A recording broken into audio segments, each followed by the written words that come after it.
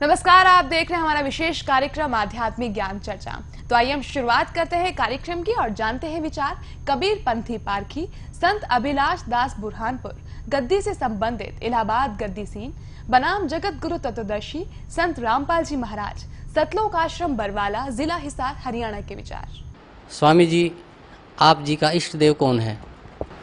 सदगुरु इष्ट देव है। सतगुरु जी से आपका क्या तात्पर्य है? सदगुरु जो सच्चा ज्ञान देने वाला मनुष्य है। जो सच्चा ज्ञान मनुष्य दे उसे आप सतगुरु मानते हैं। स्वामी जी, क्या जीव ही ब्रह्म है? बिल्कुल, जीव ब्रह्मैव न परा है, वेदांत भी कहता है जीव ब्रह्म ही है।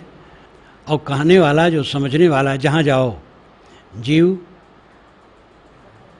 स्कूल में मिलता है, कॉलेज में मिलता है, कारखाने में मिलता है, खेत में मिलता है, दफ्तर में मिलता है, मंदिर मस्जिद में मिलता है, हर जगह जीव ही तो मिलते हैं।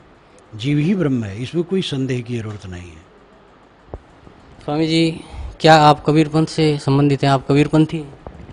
हाँ, कबीर पंथ एक समाज है और एक पंथ बना है, और कहने की दृष्टि ठीक है, हूँ ही। स्वामी जी, संसार का कोई उत्पत्ति करता है या स्वयं नर मादा से बनता है तथा समय आने पर अपने आप बिगड़ जाता है? क्या आप इससे सहमत? न तो बिगड़ जाता है, न सर्वथा बना है। ये बीज है पहले वृक्ष, अंडा है कि मुर्गी, ये प्रवाह रूप अनादि अनंत है। द्रव्य नित्य हैं, उनमें गुणधर्म नित्य हैं, उनके गुणधर्मों से सृष्टि क्रम नित्य है। ये कहीं ना आरंभ है ना अंत है, ये सब समय चलता रहता है। ये संसार की उत्पत्ति कैसे हुई? संसार की उत्पत्ति ही नहीं हुई, संसार सदा से है। आप यही समझ लीजिए, विज्ञान से देख लीजिए कि द्रव्य जितना है उतना ही रहता है, वो न घटता है न बढ़ता है। और हर द्रव्य में क्रिया है, गति है, गुणधर्म है, और जिन गुणधर्मों और क्रियाओं से सृष्टि होती है वो गुणधर्म मूल द्रव्य में नित्य हैं। इसलिए सदा से जड़ चेतन है, सदा से उनके गुणधर्म हैं और सदा से उनका प्रवाह है। स्वामी जी, पारक सिद्धांत को फलीभूत करने के लिए आपके पंथ के प्रवर्तक ने कौन से ग्रंथ को आधार माना है? वो तो बीजक उनकी वाणी है, बीजक ही उनकी वाणी है मुख्य, उनकी वही रचना है। ये कौन से ग्रंथ से प्रमाणित है? बीजक, कबीर बीजक। स्वामी जी, जीव की मुक्ति भक्ति से संभव है, किसी मंत्र के जाप से संभव है या ध्यान लगाने से संभव है? मंत्र जाप से मुक्ति नहीं होती है। स्वामी जी, अभी हम आपसे चर्चा कर रहे थे कि आप बता रहे थे कि 2.5 घंटे ध्यान लगाते हैं या 3 घंटे ध्यान लगाते हैं, तो ध्यान का मोक्ष मार्ग में या भक्ति मार्ग में ध्यान का क्या महत्व है? ध्यान का अर्थ है कुछ न सोचना। पहला ध्यान तो यह है कि किसी महापुरुष का चित्र मन में लेकर के उसे मन रोकना, आंखें बंद किए तो आंखों में जो गर्मी इत्यादि की दिखाई देती उसी मन ठहराना, या सांस पर मन ठहराना। तो ये सब क्रिया योग हैं, आलंबन है, सहारा है पहले। अंतिम ध्यान है कुछ न सोचना। तो स्वामी जी, आपका मानना है कि मुक्ति के लिए किसी विशेष मंत्र जाप की आवश्यकता नहीं है? नहीं, ये कोई ज़रूरत नहीं है। और जो जपते हैं वो बुरा नहीं है, वो जपना चाहिए उनको। जब जपेंगे समझेंगे वो जप अब छूट जाएगा, तब तो अंतर्मुख हो जाना है। वहाँ जब तक कुछ नहीं, क्रिया शून्य। स्वामी जी, संसार की उत्पत्ति पर कुछ प्रकाश डालें। मैं तो पहले कहा, संसार उत्पत्ति हुई नहीं है, संसार सदा से है और सदा रहेगा। ये तो विवेक से देखिए कि जड़ और चेतन दो सत्ताएं नित्य हैं और इनमें अपने गुणधर्म हैं, उनके गुणधर्मों से सदा से जगत है, सदा रहेगा। स्वामी जी, कबीर साहब को आप किस रूप में मानते हैं? कबीर साहब को सदगुरु मानते हैं, मानव मानते हैं, मानव रूप में मानते हैं। और सदगुरु महान संत, चमत्कारी नहीं मानते हैं। चमत्कार पारक सिद्धांत में कहीं नहीं माना जाता है। सब मनुष्य हैं। दुनिया के बड़े बड़े पुरुष जिनको लोग अवतार बना डाले और दूत बना डाले ईश्वर का, और कुछ सब मनुष्य हैं केवल। वो तो अलौकिकता मढ़ी जाती है अपना प्रचार बढ़ाने के लिए, और असत्य आता है इसलिए वो सत्य दब जाता है। और वास्तविकता ये है कि जितने महापुरुष हैं मनुष्य हैं, जितनी पुस्तकें हैं मानव की रचनाएं हैं, जितने संप्रदाय हैं मानव की चलाएं हैं। स्वामी जी, कुछ संत या कुछ महंत कबीर जी को परमात्मा मानते हैं, क्या वो सही है? हाँ, बहुत लोग हैं, वो ज़्यादा लोग हैं, वो मानते हैं कि कबीर साहब परमात्मा हैं, अनंत ब्रह्मांड नायक हैं। उनको धन्यवाद है। लेकिन हम इनको मनुष्य मानते हैं और यही वास्तविकता है। स्वामी जी, आपके पूज्य गुरुदेव जी का नाम जान सकते हैं? हाँ बिल्कुल, सदगुरु श्री राम सूरत साहेब। स्वामी जी, कि आप जी का या आपके पंथ का, पारक पंथ का इष्ट देव कौन है? कबीर साहब हैं।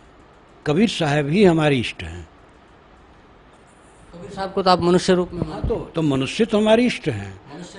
बिल्कुल मनुष्य में इष्ट हैं और पंथ की दृष्टि से और बोध की दृष्टि से वही हमारे सर्वोपरि इष्ट हैं। स्वामी जी, कई जगह दीवारों पर लिखा मिलता है कि कुल का मालिक एक है, इसका क्या मतलब है? हाँ, वो ऐसी धारणा वो भी है। सारी सृष्टि में एक नियम है, विश्व नियम, और विश्व नियम से सब चलता है। वो नियम ही खास है जो संसार की गतिविधि में है, उसको वेदों में ऋत कहा गया है।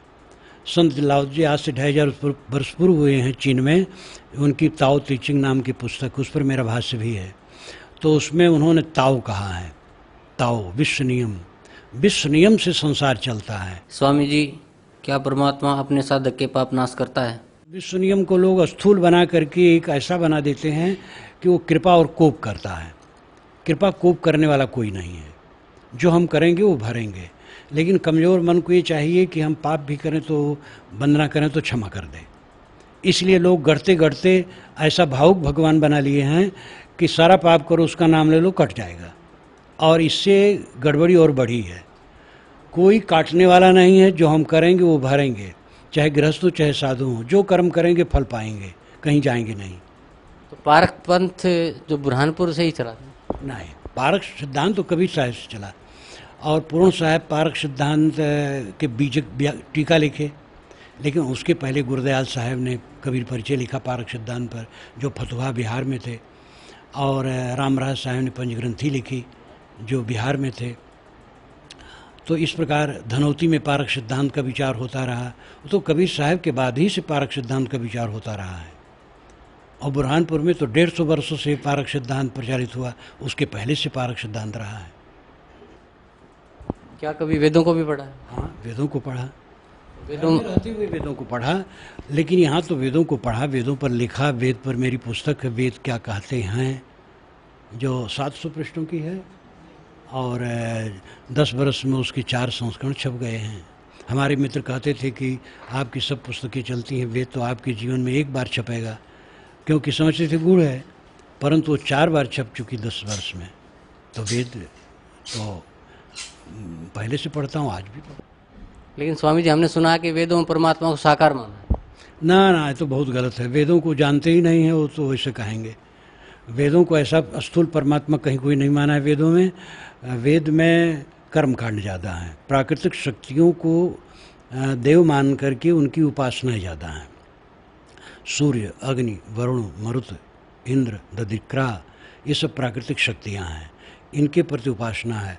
और आध्यात्मिक चिंतन जगह जगह है। उसमें कोई स्थूल ईश्वर को कहीं नहीं माना गया है। देहधारी, अवतार, ये सब कहीं कुछ नहीं माना गया है। क्या कभी गीता जी को भी पढ़ा है?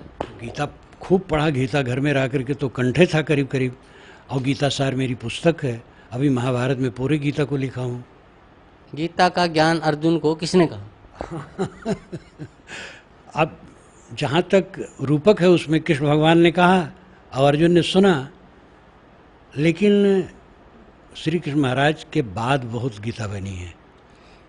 ईसा के कुछ सौ वर्ष पहले से लेके पीछे तक 500-600 वर्ष तक बनती रही है। उसमें गीता सार की भूमिका में ये सब मैं प्रमाण दिया हूँ। लेकिन अनोखी पुस्तक है और उससे लाभ लेना चाहिए। जो भावुकता है वो भी समझना चाहिए। भावुकता भी है, लेकिन काम की चीज़ें बहुत हैं। गीता का ज्ञान किसने कहा? वही तो कहता हूँ, रूपक के अनुसार कृष्ण ने कहा और अर्जुन ने सुना। ये रूपक है, लेकिन लेखक तो और कोई है। लेखक कौन? अब लेखक के विषय में एक निर्णय करना वेदव्यास नाम माना जाता है। अभी आपने सुने कबीर पंथी पारखी संत अभिलाष दास बुरहानपुर गद्दी से संबंधित इलाहाबाद गद्दी सीन के विचार। और आइए अब जानते हैं जगत गुरु तत्वदर्शी संत रामपाल जी महाराज सतलोक आश्रम बरवाला, जिला हिसार, हरियाणा के विचार।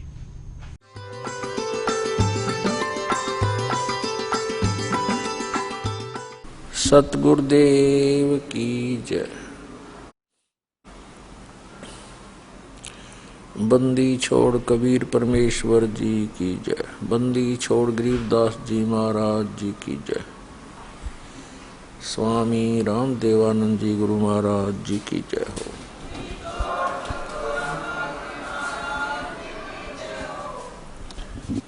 गरीब नमो नमो सतपुरुष को नमस्कार गुरु की नहीं। सुर नर मुनि जन साधुआं संतों सर्वस्ती नहीं।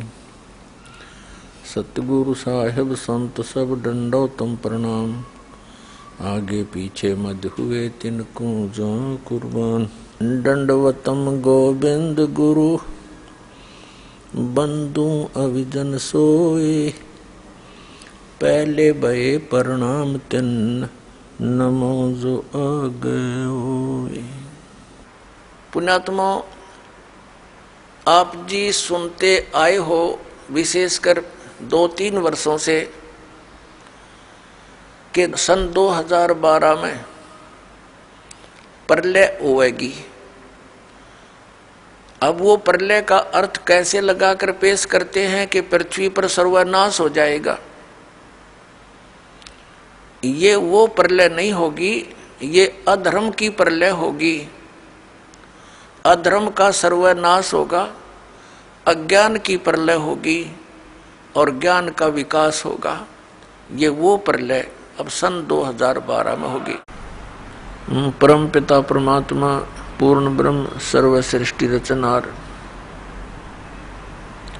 कबीर देव जी, कबीर परमेश्वर जी हम सभी आत्माओं के जनक हैं। ये सर्व सृष्टि रचनहार हैं और हम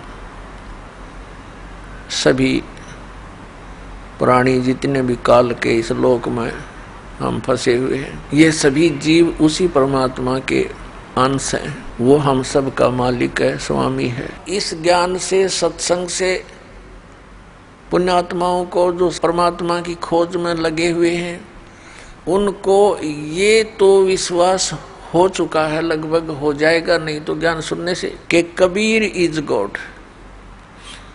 कबीर परमात्मा है, सतपुरुष है। सारे प्रमाण दास ने दिखा दिए। अब क्या समस्या आवेगी आपके समक्ष कि भाई यदि कबीर साहब ही भगवान हैं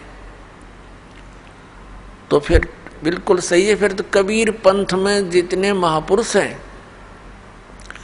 जो गुरु पद पर हैं, आम जनता जनसाधारण के मन में, भोले भालों के मन में ये बात मन में आवेगी कि भी सबसे पुराना कबीर पंथ में कौन सा स्थान है, हमारे किया और बीमारी है। हम सबसे पुराने को महत्वपूर्ण मानते हैं। तो पुण्यात्माओं, अब भोली आत्मा उन कबीर पंथ के उन नकली संतों के जाकर फंसना जा, इसलिए अब थोड़ा सा ये सतर्क और करना पड़ेगा। तो पुण्यात्माओं, अब भोली आत्माओं के ऐसी समस्या और आवेगी। एक परिवार था, राधा स्वामी पंथ से आया था सन 2003 में। पूरा परिवार आया, यहाँ पर दीक्षा ले ली क्रोध आश्रम में और अच्छी लगन से लगे रहे। फिर उनके मन में भी यही दोष पैदा हो गया, सारा ज्ञान समझ कर, कि भाई दामा खेड़ा के अंदर धर्मदास साहिब जी की गद्दी से संबंधित संत बताए हैं।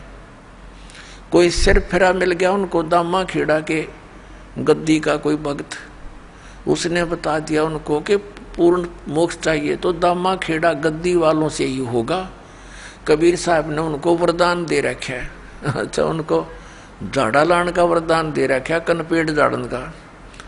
कबीर साहब ने तेनू बता रखा, जो सच्चा नाम देगा उससे मोक्ष होगा। सतनाम तो वंश से नहीं, नाद से होगा। यानी आज तक किसी ने देख लो, नाद वाले जितने यानी वचन के से, उनसे ही हमारा पंथ उजागर हुआ है। और जिसके पास सही नाम है उसी से मोक्ष होगा, किसी पीढ़ी से। उनका वह बात पक्की जचगी। अकरामपाल तक 5-4 वर्ष से लगा नाम देने, और वो तो बहुत पुराना बताया। यहाँ से छोड़कर वहाँ चले गए धक्के खान। उन्होंने सतनाम प्राप्त हो चुका था। सार नाम तो मालिक ने कहा था भी थोड़ा सा और रोशनी हो लन दे, फिर जल्दी दिया करेंगे, अभी तो थोड़ा खींच कर लेना है, समय बढ़ाना है। तो उन्हें जाकर पूछा जी हमने नाम दे दो, दामा खेड़ा पहुंच गए। वो बोले भाई ठीक है बैठो नाम देते हैं। उनने सुना दिया पूरा शब्द, अजर नाम अमर नाम पाताले सब सिंधु नाम, यही हंस का काम। वह देखे उनके मुंह की तरफ, वो कहने लगे सतनाम कौन सा होता? बोला ये है जो कुछ है, जो कुछ है बस यही है। अब वो वहां से तो खिसियानी बिल्ली होकर आ गए। उन्होंने फिर स्कीम बनाई, किसी से बताया कि वहां कबीर चौरा है काशी में, वहां परम संत पाओगे, वहां धक्के खाए। आखिर में वो भक्ति से हीन हो गए, यहां से भी गई। तो कहने का भाव ये पुण्यात्माओं, इस काल ने तो कई शिकंजे कस रखे, बहुत बंधन बांध रखे, पर अब ये सारे समाप्त करने पड़ेंगे। दास सारे समाप्त करेगा और ऐसा कर देगा इन सबको कि इनके पास खख नहीं, सबके जोड़े खाली करके दिखा दूंगा। अब देखो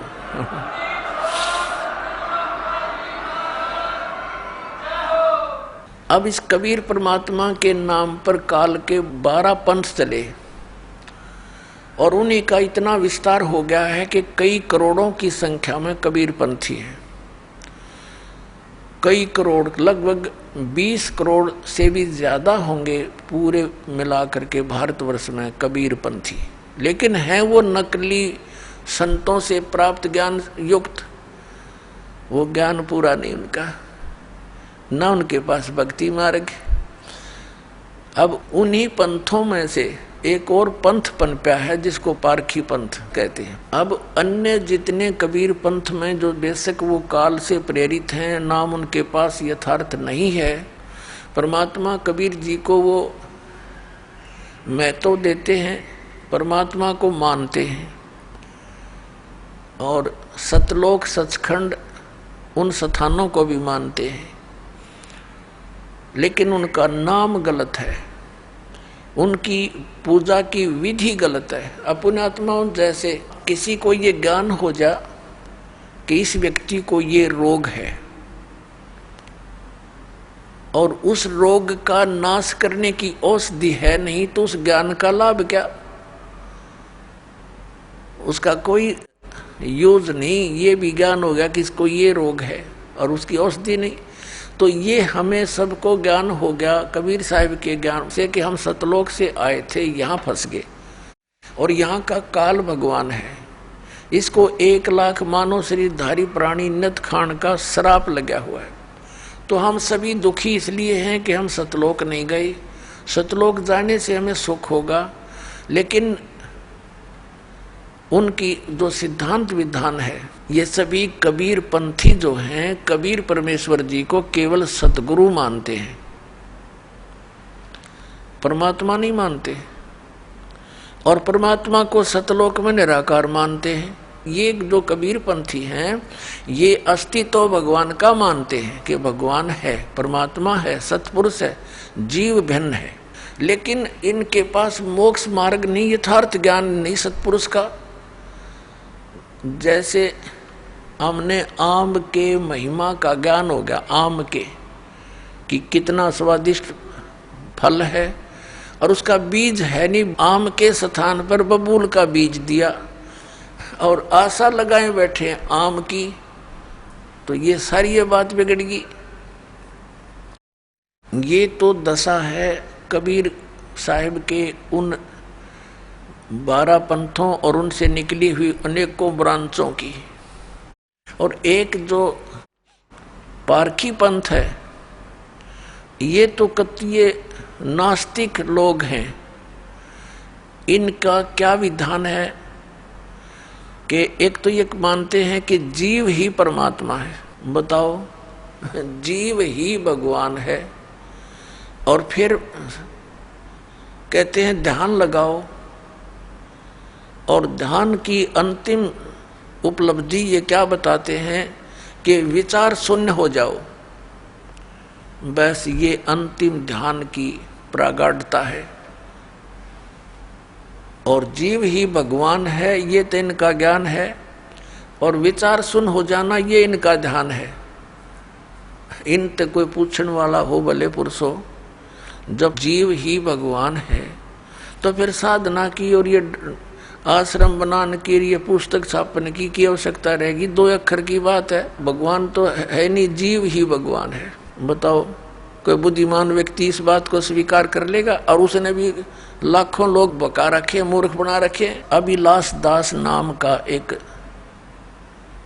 ये पारखी संत कहलाता, बताए इनको संत कहते आने भी शर्मावा उन्हें। अभिलाष दास नाम का एक संत है, इलाहाबाद और कई स्थानों पर उसने आश्रम बना रखे हैं।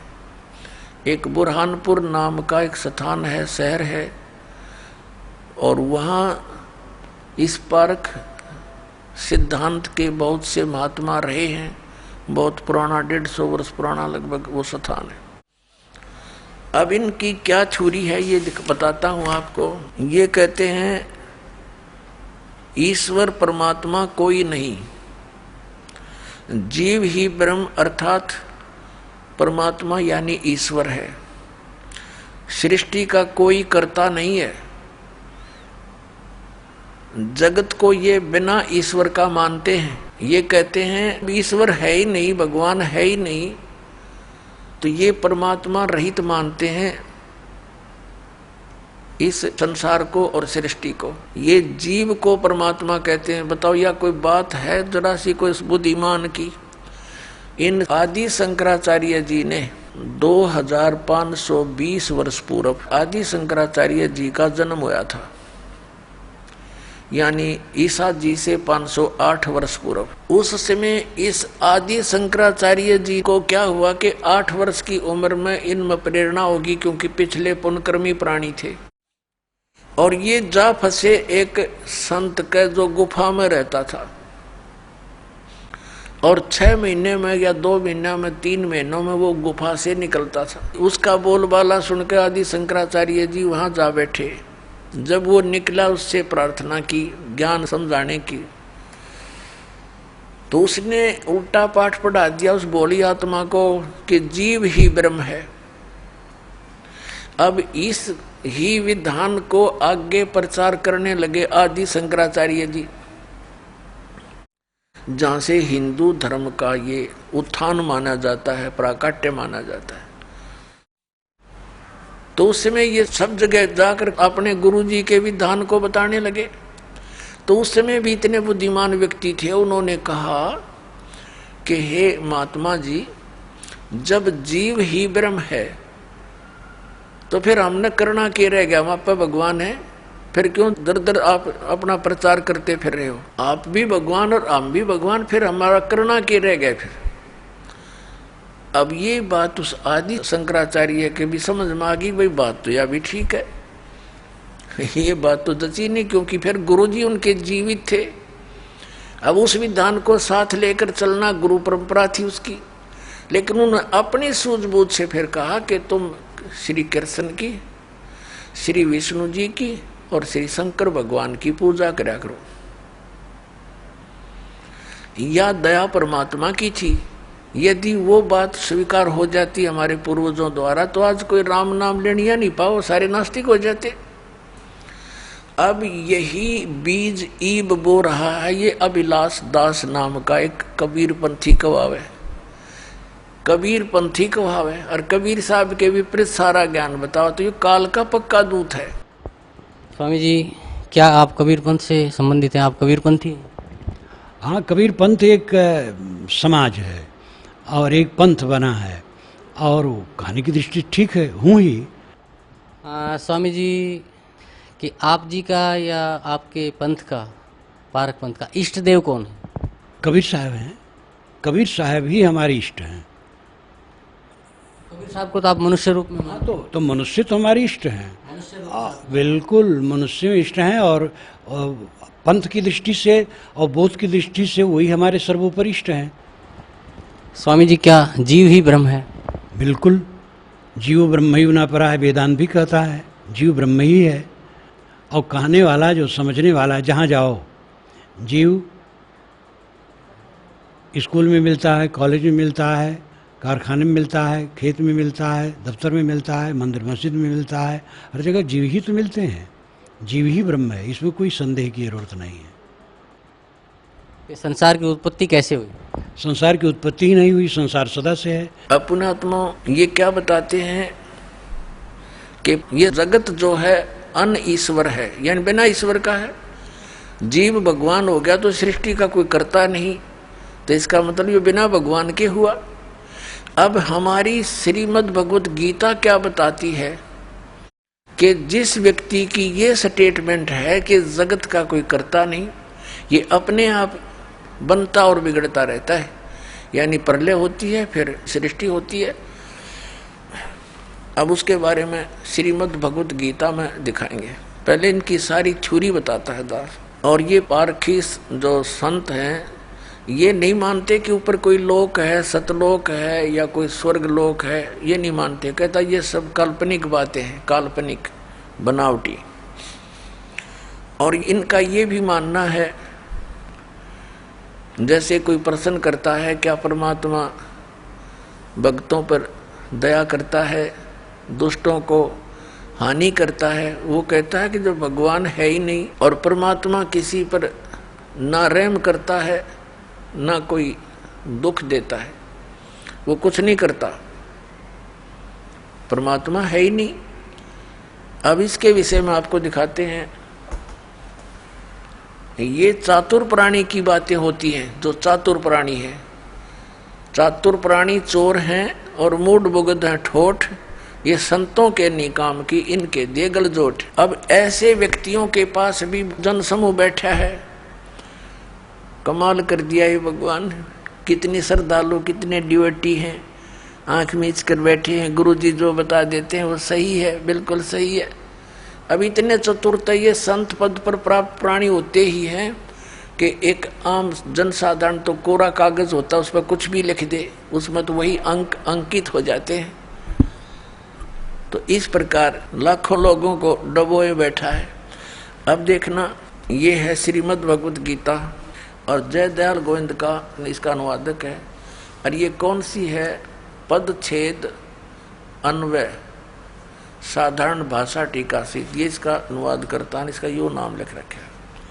और देखना, ये है अध्याय नंबर 16 और श्रीमद् भगवत गीता, और इसका श्लोक नंबर 7 से शुरू करेंगे।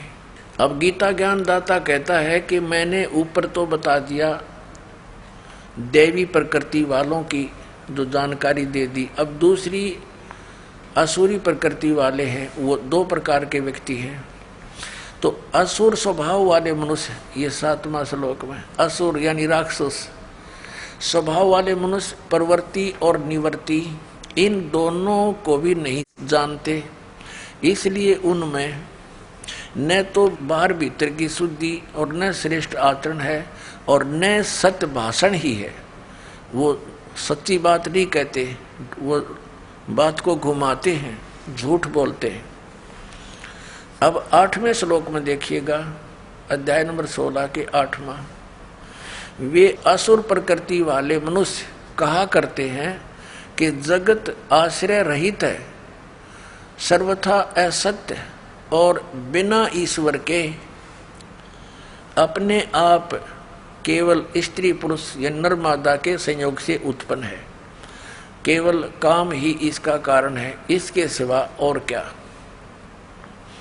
9वें में कहा कि इस मिथ्या ज्ञान को अवलंबन करके जिनका स्वभाव नष्ट हो गया है और जिनकी बुद्धि मंद है, वे यानी जड़मती, वे सबका अपकार करने वाले कुकर्मी उग्र कर्मणा माने निकम्मे, ये बकवाद करने वाले कुकर्मी मनुष्य जगत के नाश के लिए ही समर्थ होते हैं, प्रगट होते हैं। इसका अर्थ ये है।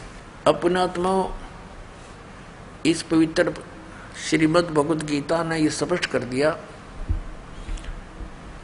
कि वो असुर स्वभाव के व्यक्ति होते हैं जो ये कहते हैं कि कोई भगवान नहीं, यानी सृष्टि अन ईश्वर है, ये जगत अन ईश्वर है, इसका कोई भगवान नहीं। अब ये जो कबीर पंथी कहलाता है। वैसे तो इसको कबीरपंथी कहते हुए दास को तो शर्म आती है, लेकिन इनके ज्ञान को सार्वजनिक किए बिना जनता को समझ में नहीं आवे कि ये कितना मिथ्या ज्ञान प्रचार करे। इस अभिलाष दास जी ने एक गीता सार लिखा है। इससे कोई पूछता है, जैसे इसके भक्त काफी यहाँ आए थे, हमसे मिलते रहते थे, उनसे वार्ता होती रहती है, तो वो क्या बताते हैं कि वो अभिलाष दास जी ने सैकड़ों पुस्तक बना रखी हैं और एक गीता सार भी बना रखा है। वो गीता सार पढ़ा दास ने। ये चातुर प्राणी होते हैं जो इनके इस अज्ञान विधान में उल्टी सुलटे करके जो समर्थन इनको महसूस होता है, उनको तो ये ले लेते हैं अपने प्रमाण में और बाकी श्लोक छोड़ देते हैं। श्रीमद् भगवद गीता में 700 श्लोक हैं और इस भले पुरुष ने अपने अनुसार जो इसको चाहिए थे, जो इसके अनुकूल थे, वो सेलेक्ट कर लिए, बाकी छोड़ दिए। फिर ये ऐसे व्यक्ति, अज्ञानी पुरुष क्या कहा करते हैं कि ये गीता में मिलावट है और सही सार निकाल कर हमने दे दिया गीता सार, ये सही गीता है। दिखाऊं आपको, इनके देखिएगा, ये एक पुस्तक गीता सार, अभिलाष दास इसके अनुवादक है। पूरा डिटेल दिखाएंगे यहाँ से। ये प्रकाशक है कबीर पारख संस्थान, संत कबीर मार्ग, प्रीतम नगर, इलाहाबाद से। ये वहां से छपी है। पहली बार सन 1975 में। वो तो जो बता कब से ये विष घोल रहा है समाज में। 1975 में पहली बार छपी थी और मुद्रक है Indian press private limited, Panna Lal road, Allahabad. अब दिखाता हूँ आपको इसकी कलाबाजी, देखियो। एक तरफ तो ये कहते हैं भगवान किसी का भला बुरा नहीं कर सकता। स्वामी जी, क्या परमात्मा अपने साधक के पाप नाश करता है? विश्व नियम को लोग स्थूल बना करके एक ऐसा बना देते हैं कि वो कृपा और कोप करता है। कृपा कोप करने वाला कोई नहीं है। जो हम करेंगे वो भरेंगे, लेकिन कमज़ोर मन को ये चाहिए कि हम पाप भी करें तो वंदना करें तो क्षमा कर दें। इसलिए लोग गढ़ते गढ़ते ऐसा भावुक भगवान बना लिए हैं कि सारा पाप करो, उसका नाम ले लो, कट जाएगा। और इससे गड़बड़ी और बढ़ी है। कोई काटने वाला नहीं है। जो हम करेंगे वो भरेंगे, चाहे गृहस्थ हो चाहे साधु हो। जो कर्म करेंगे फल पाएंगे, कहीं जाएंगे नहीं। और फिर गीता सार के 8 पृष्ठ पे ये क्या कहता है अभिलाष दास, सारा कुछ भूमिका लिख कर ये क्या कहता है, गुरुदेव सबका मंगल करें। और यही शुभांक्षा है मेरी। बता, एक तरफ तक है यो कि भगवान कुछ नहीं कर सकता, फिर गुरुदेव तेरा मंगल करेंगे, तेरे गुरुजी मंगल करें, सबका भला करें। है इनकी दोगली बातें, कहीं सिर पैर नहीं पाओगा। अभी तो छटाट है इसकी कलाबाज दिखाता हूँ। ये देखिएगा, अध्याय नंबर 16 का इसने अनुवाद किया है अपनी इस गीता सार में। अध्याय 16 और ये गीता सार, इसने 1 से लेकर ये 6वां श्लोक है। इसने क्या किया है, इसकी देखो कितनी कलाबाजी है। यहाँ से दिखानी पड़ेगी थोड़ी। इस चतुर आदमी ने क्या कर रखा है, अपने घर का नीला रखा है। इसने कुछ ना, इसने खुद अनुवाद किया। इसने क्या लिखा है, जो ये पुस्तक दास ने अभी आपको दिखाई थी, गीता प्रेस गोरखपुर से प्रकाशित है, इसमें से कहा कि मैंने अनुवाद इसमें तो लिया, इसका अनुवाद ले रखा है, फिर अपने अज्ञान विधान को सिद्ध करने की कुचेष्टा की है। ये आपने भी देखा था, ये गीता है।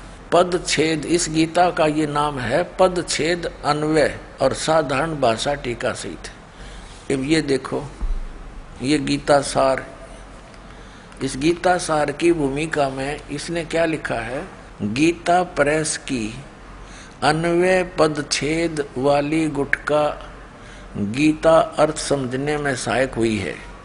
यानी इसने इससे अर्थ लिए हैं, सहायक हुई है। प्रत्यक्ष और अप्रत्यक्ष में जिनकी रचनाओं के सहयोग से मेरा ये कार्य पूर्ण हुआ है, उनके प्रति मैं हृदय से कृतज्ञ हूँ।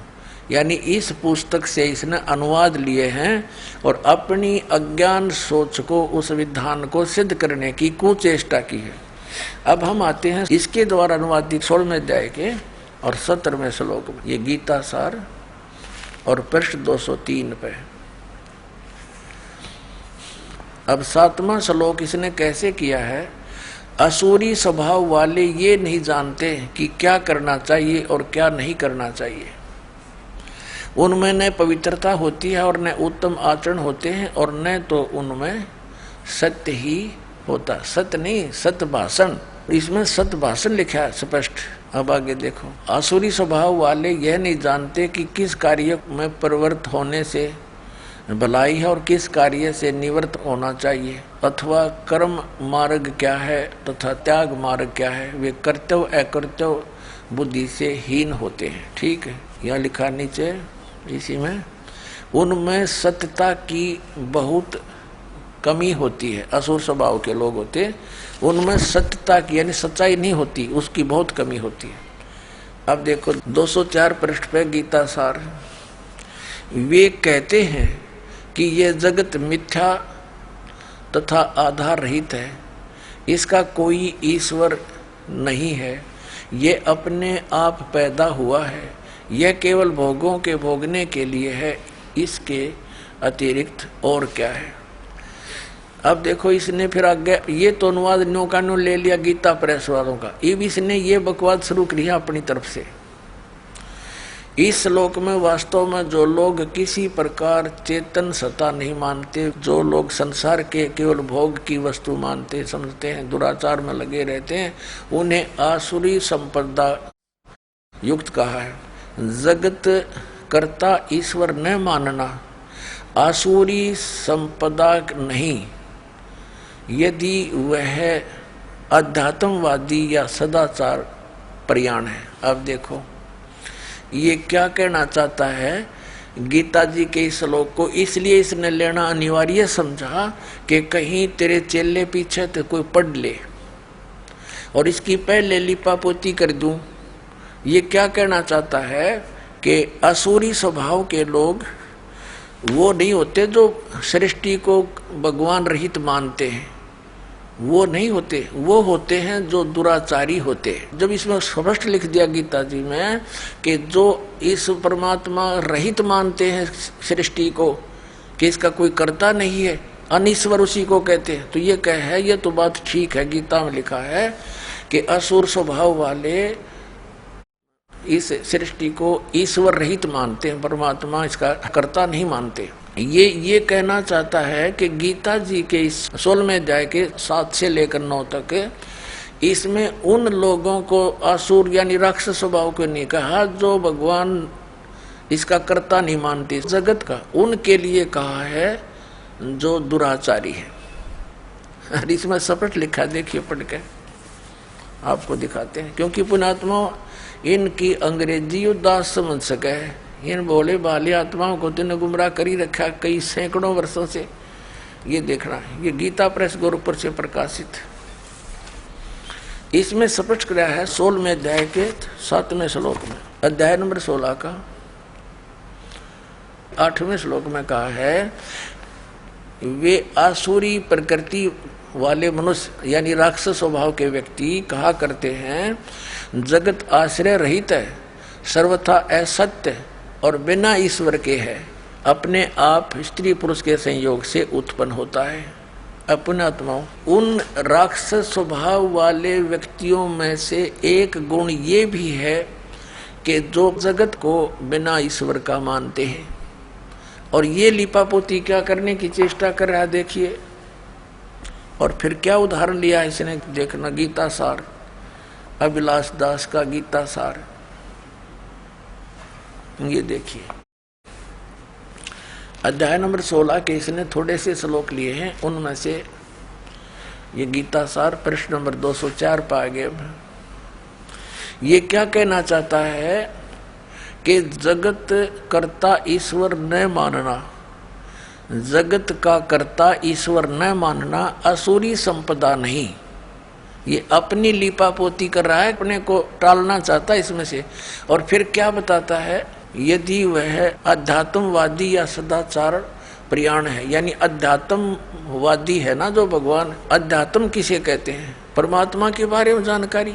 ये कहना चाहता अभिलाष दास के जो परमात्मा का कर्ता नहीं मानते और जो अध्यात्म मार्ग में लगे हुए हैं वो असुर स्वभाव के नहीं कहे गीता में।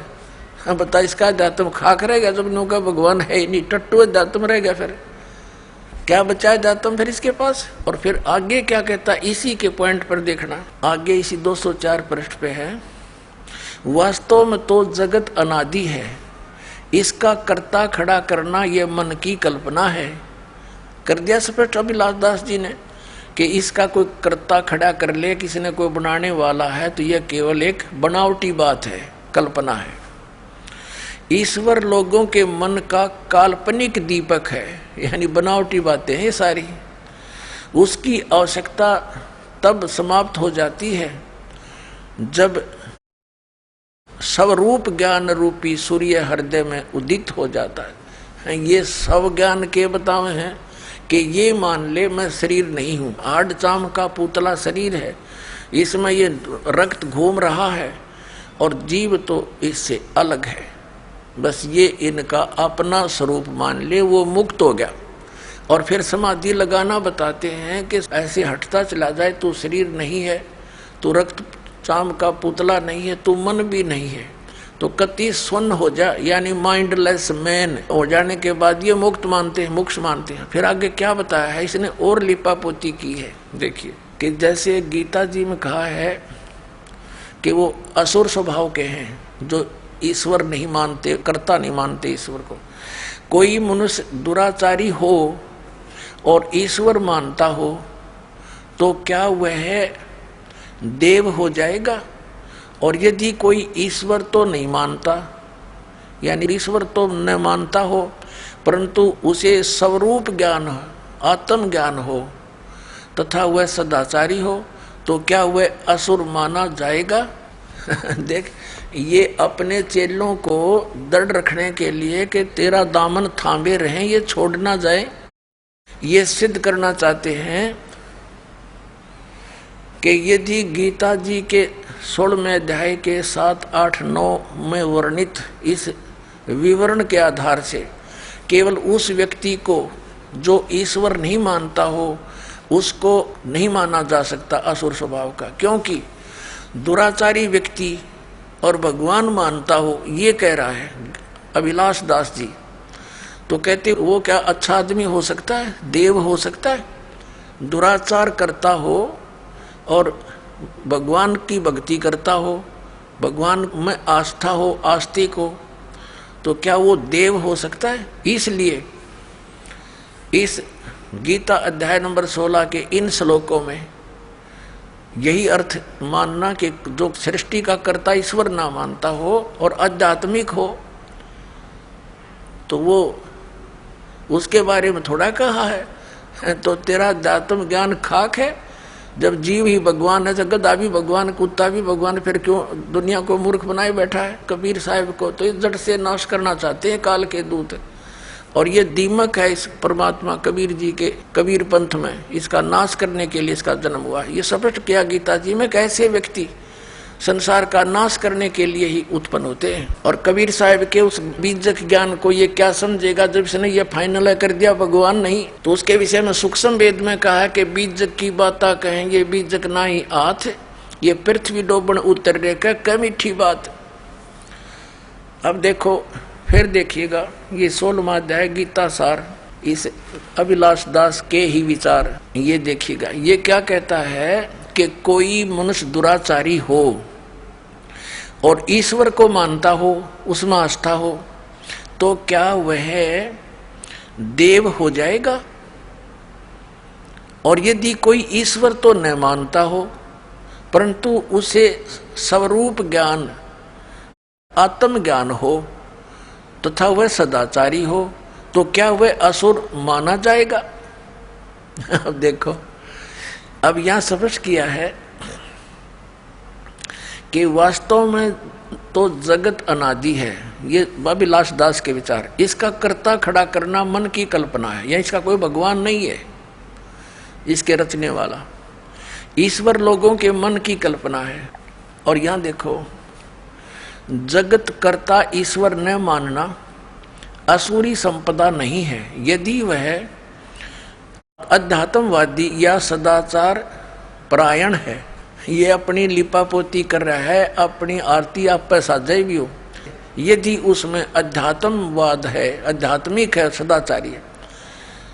और फिर यहाँ क्या कहता है कि कोई मनुष्य दुराचारी हो और ईश्वर मानता हो तो क्या वह भला व्यक्ति हो सकता है? क्या वो देव हो जाएगा? यदि कोई ईश्वर न मानता हो यानी अभिलाष दास, परंतु उससे स्वरूप का ज्ञान हो तो वो सदाचारी हो, तो वह क्या असुर माना जाएगा? अब इसके इस जगत का कर्ता ने मानना असुर संपदा नहीं, यदि वह अध्यात्मवादी सदाचार। फिर कहते हैं वास्तव में तो जगत अनादि है, इसका कर्ता खड़ा करना एक मन की कल्पना है, कर्ता है नहीं, भगवान नहीं है कोई, और ईश्वर लोगों के मन की कल्पना।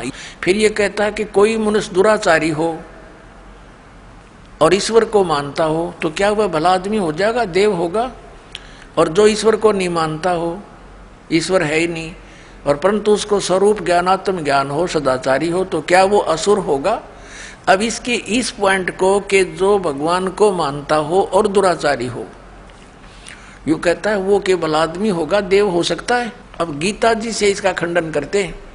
9वें अध्याय के 30वें श्लोक में इसी श्रीमद् भगवत गीता में ये स्पष्ट लिखा कि हे अर्जुन, अति से दुराचारी व्यक्ति भी हो और उसकी भगवान में आस्था हो, उसको साधु समझना चाहिए। बता इस नकली का है कोई ज्ञान? ये देखो श्रीमद् भगवत गीता,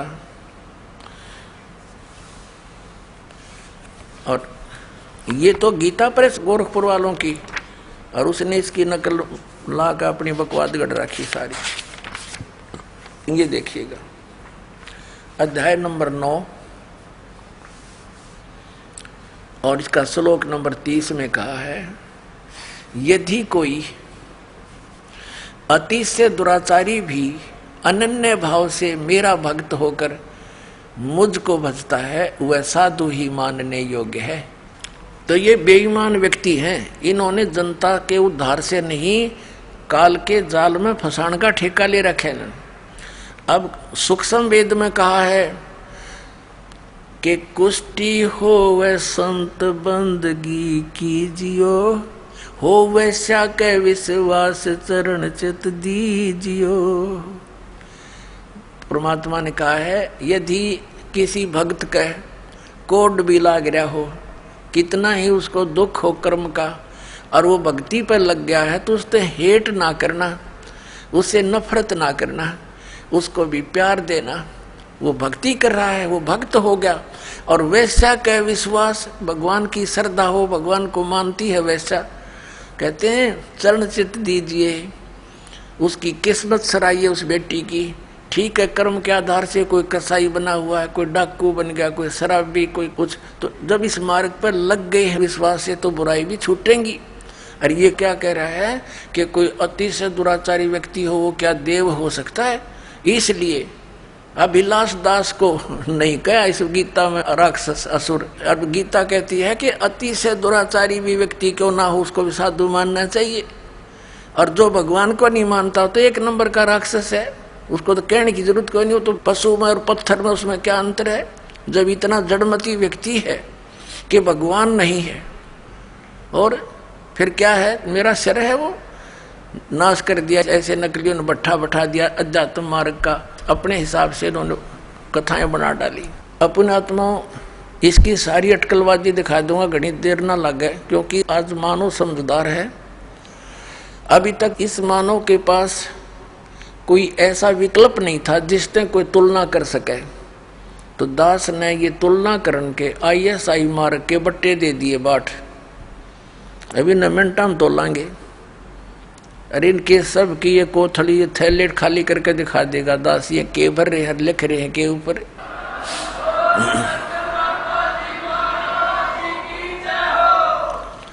अब देखो इसकी चतुरता दिखाता हूं। इसने गीता सार बनाया विलास दास जी ने, देखिएगा गीता सार। अब परमात्मा कहते हैं ऐसे व्यक्ति परमात्मा के दुश्मन होते हैं, द्रोही हैं। इसने इस गीता सार में कैसी कलाबाजी दिखाई है, दिखाता हूं आपको। ये गीता सार और अध्याय नंबर 8 का इसने सार निकाल लिया, बाकी श्लोक छोड़ दिए। गीता जी अध्याय 8 के श्लोक 1 से 4 छोड़ दिए।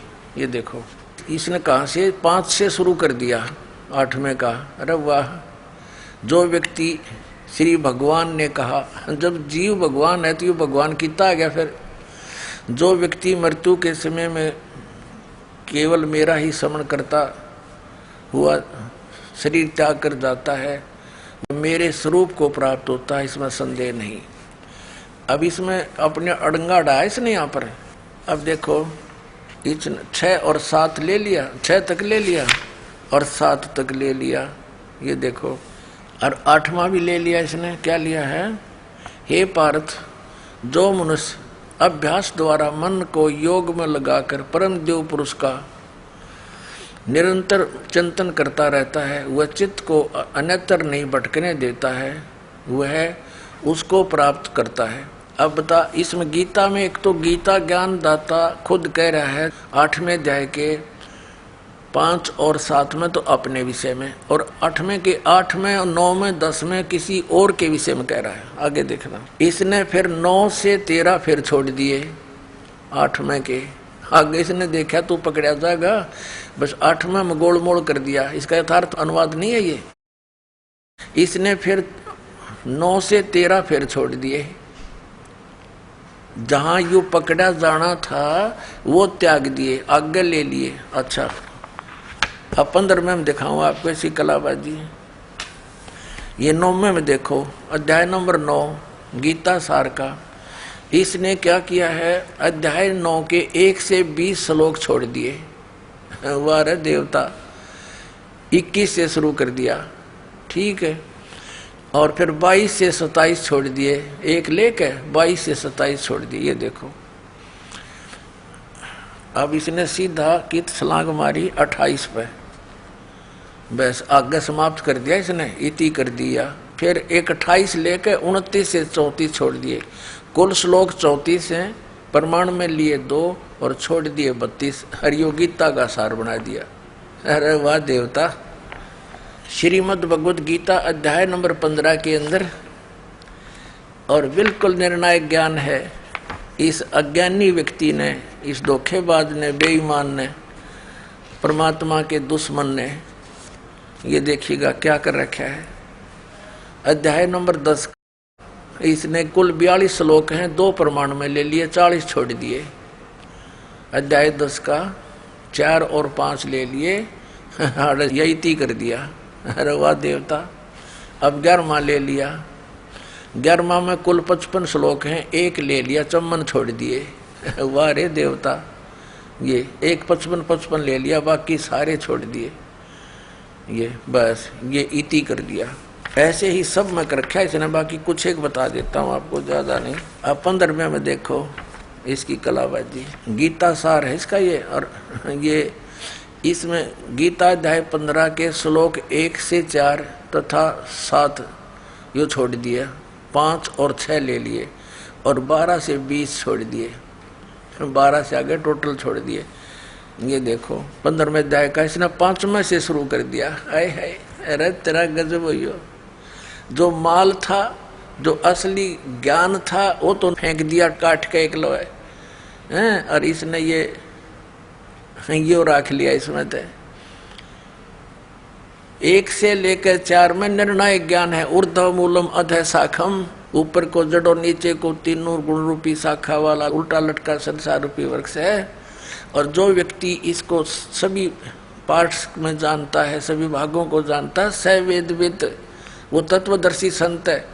और ये कबीर पंथी को आवे, कबीर साहब की वाणी से परिचित नहीं। परमेश्वर ने अपनी वाणी में, अमर वाणी में लिखा है, अक्षर पुरुष एक पेड़ है, निरंजन वा की डार, और तीनों देवा शाखा है, ये पात रूप संसार।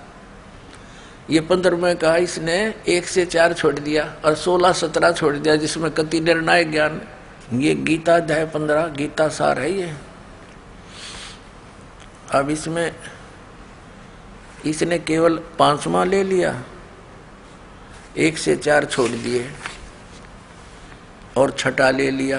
ये देखो छठा ले लिया, पृष्ठ 188 पे 8वां भी ले लिया और फिर 9वां ले लिया, 7वां छोड़ दिया, 10वां ले लिया, 11वां भी ले लिया, 11वां यहाँ खत्म कर दिया, बस ठीक है। वाह रे देवता। और चौथा अध्याय के 1 से 16 छोड़ दिए। अरे तेरा गजब भैया। जहाँ चौथे अध्याय का सारा निर्णय ज्ञान दे रखा कि तू यदि हठ योग करेगा तेरा निर्वाह क्यों करोगा। यू हठ योग बतावे अभिलाष दास जी, ये हठ योग बतावे। ये भगवान परमात्मा कहते हैं ये तो परमात्मा के दोषी हैं, अपराधी हैं, और कहते हैं पापी पर बाद ना बैठो, मुख देखे पाप लगे जाका, 9-10 मास गर्भ त्रास दे धिक्कार जन्म उसकी माँ का। अब इस अभिलाष दास जी ने तो ऐसा काम कर दिया चतुरता दिखा के। एक समय एक राजा ने महल बनवाना था, अपने मंत्री की ड्यूटी ला दी, भाई बढ़िया सामान लगवाना अपनी देख रेख में। अब मंत्री जी ने बढ़िया कारीगर खोजा, उसने नींव रख दी, शुरू कर दिया मकान बनाना। फिर कहा कि मंत्री जी अब छत देने के लिए वो लानी पड़ेंगी कड़ी और सतीर। तो मंत्री जी बोला भाई चल ले आ अपना बढ़िया माल छांट के। वो ले आया कड़ी और सतीर ले आया, एक वुडन बीम। वुडन बीम होता था सतीर, काठ का बहुत मजबूत, और चंदन का सारा, क्योंकि राजा का महल बने। अब वो एकांत स्थान पर अलग रखवा दिया सारा सामान दूसरे मकान में, और जहां महल बनाना था वहां उसकी कंस्ट्रक्शन शुरू कर दी उस मिस्त्री ने, राज ने। उधर से क्या हुआ कि मंत्री जी ने सोचा कि राजा का काम है, किसी और अच्छे कारीगर ने दिखा लेता हूं, और इस ऊपर के जो छत के ऊपर दारमदार होता है, और सतीर एक वेरी इम्पोर्टेंट बताया इसका कि सतीर के ऊपर ही सारा कुछ दारमदार होता है, सारा लोड सतीर पर ही आता है। ये उस मिस्त्री ने बता दिया था कि जी बढ़िया सतीर लेना पड़ेगा, क्यों सारा लोड इसी पर आता है। तो मंत्री जी ने सोचा भी राजा का मामला है, कहीं सतीर कमजोर और कोई खराब ना आ गया हो, किसी और कारीगर ने दिखा लेता हूँ। वो और अन्य राज बुला लिया, उस राज को यानी मिस्त्री को, लक्कड़ मिस्त्री को दिखा कि भाई देखना ये सतीर ठीक है ना। अब ये बेईमान होता है का नालायक सा, उसने सोचा अपनी प्रभुता बना, नंबर 3 बन जाएंगे फिर तुझे मिलेगा काम राजा का। वो कहने लगा मंत्री जी ये तो कति बहुत खराब है, इसको मैं करता हूँ ठीक। कहा भाई कर दे ठीक, जो लेगा पैसे मैं दे दूंगा। वो लिया रंदा ठाके लगा, उसने घिसाने 2-2 इंच तार दिया दोनों तरफ से, चमका दिया कति। अब देखो ही है ना गुणिये में, मंत्री ने भी चमकता दिखा क्योंकि अच्छा रंदा लगा दिया। मंत्री जी ने सोचा भाई देख किसी बात बिगड़ जाती, अगर नो का नो रख देते छत पे तो राजा डांट मारा हो मेरे पे। उसने सोची एक मिस्त्री ने और दिखा लो कि फिर भी कसर रहेगी हो। वो एक और बुला लिया, उसे कहा कि देखना राज मिस्त्री जी सतीर ओके है ना। ने बोला जी इसमें तो बहुत त्रुटि है। अक भाई करिए ठीक तू। अका भी ले 2-2 इंच उसने तार दिया दोनों तरफ से, लगा रंदा लगाने। अब शंका होगी मंत्री जी को कि भैया तो बात बिगड़ जाती, देखा दूसरे ने भी इसमें तो त्रुटि काट दी। फिर उसने तीसरा बुला लिया, उसने उसके निरीक्षण 4-5 पे करवा दिया, और सब ने 2-2 इंच तार दिया चारों तरफ से। वो कड़ी बन गया, कति उड़न बैठन रह गया वो। अब मंत्री ने सोचा ले भाई तो 4-5 ने निरीक्षण कर लिया, अब तो यू ओके हो गया होगा। अब जब उस मिस्त्री ने चिनाई जो कर रहा था कंस्ट्रक्शन, जब छत लेवल पर पहुंच गई दीवारें, जब उन बेलदारों से कहा कि भाई जाओ सतीर लाओ उठा के, वो भेजे 10 जने, 10, 12, 15 अगला वो सतीर उठाओगे तो इतना भारा था, 2 फुट बाई 2 फुट का, कम से कम 15-16 फुट 20 फुट लंबा। तो 15-20 वो गए उठाने के लिए बेलदार। वहां जाकर देखा उन्हें, मंत्री जी से पूछा जी हमने वो सतीर चाहिए, कारीगर मंगावा है। मंत्री बोला ले जाओ यूरिया। अब उन 2 जना अंदर लिया कंधे पे, बाकी आव खाली। अब वो कारीगर के पास जाकर वो कहने लगे ले भाई कारीगर सतीर ले। वो देख रहे निकम्यो, मैंने तो सतीर मंगाया था, तुम तो कड़ी ले आए। अब साथ साथ मंत्री जी आगे। मंत्री जी क्या कहता है कि कारीगर तने तो मेरे पर डांट मरवा दी होती, इसमें तो घनिया त्रुटि थी। 5 कारीगर बुलाए मैंने और उनने यो सतीर सही सेट कर दिया। ने बोला खाक सेट कर दिया, इन्हें नाश कर दिया इसका। तो बताओ कड़ी बना के धर दिया मूर्खा ने, प्रभुता के भूखा ने। 5-5 रुपये ले गए और उसका नाश कर गए। अब वो माथे माथ मारे वो कारीगर ने बोला रही क्या करूं बता। ये बैठा के इसका फिर और सतीर लाया गया और तब वो मकान राजा का बना। तो पुण्यात्माओं, ये ऐसे नीम हकीम हैं, इन्होंने सदग्रंथों का ज्ञान था नहीं और सतीर की कड़ी बना दी। 700 श्लोकों की गीता को अरे इतने काट कर 383 बढ़िया, बाकी नकली। वाह भाई वाह, अरे वाह भले मानसो, तुमने तो यो नाश करने का ठेका ले रखा है अध्यात्म मार्ग का। अब ये व्यक्ति पारखी जो संत हैं, ये अभिलाष दास जी, तो इसके भगत बताते हैं कि इन्होंने बड़ी पुस्तक लिखी हुई है, वेद क्या कहते हैं, एक बहुत बढ़िया पुस्तक है इनकी। वो दास ने पढ़ी इसकी पुस्तक वेद क्या कहते हैं। क्या कभी वेदों को भी पढ़ा है? हाँ, वेदों को पढ़ा, वेदों में रहते हुए वेदों को पढ़ा, लेकिन यहाँ तो वेदों को पढ़ा, वेदों पर लिखा, वेद पर मेरी पुस्तक है, वेद क्या कहते हैं। और ये क्या कहता है कि मैंने वेदों को पढ़ा, हर आज भी पढ़ता रहता हूँ। फिर इससे पूछते हैं, जैसे इसका विधान है, ये भी खुद बताता है। इसकी पुस्तक में लिखा है कि प्रारब्ध के कर्म यानी किस्मत में लिखे हुए दुख सुख जीव को भोगने ही पड़ेंगे, इसमें कोई परिवर्तन नहीं हो सकता। स्वामी जी, क्या परमात्मा अपने साधक के पाप नाश करता है? विश्व नियम को लोग स्थूल बना करके एक ऐसा बना देते हैं कि वो कृपा और कोप करता है। कृपा कोप करने वाला कोई नहीं है, जो हम करेंगे वो भरेंगे। लेकिन कमज़ोर मन को ये चाहिए कि हम पाप भी करें तो वंदना करें तो क्षमा कर दें। इसलिए लोग गढ़ते गढ़ते ऐसा भावुक भगवान बना लिए हैं कि सारा पाप करो, उसका नाम ले लो, कट जाएगा। और इससे गड़बड़ी और बढ़ी है। कोई काटने वाला नहीं है, जो हम करेंगे वो भरेंगे, चाहे गृहस्थ हो चाहे साधु हो। जो कर्म करेंगे फल पाएंगे, कहीं जाएंगे नहीं।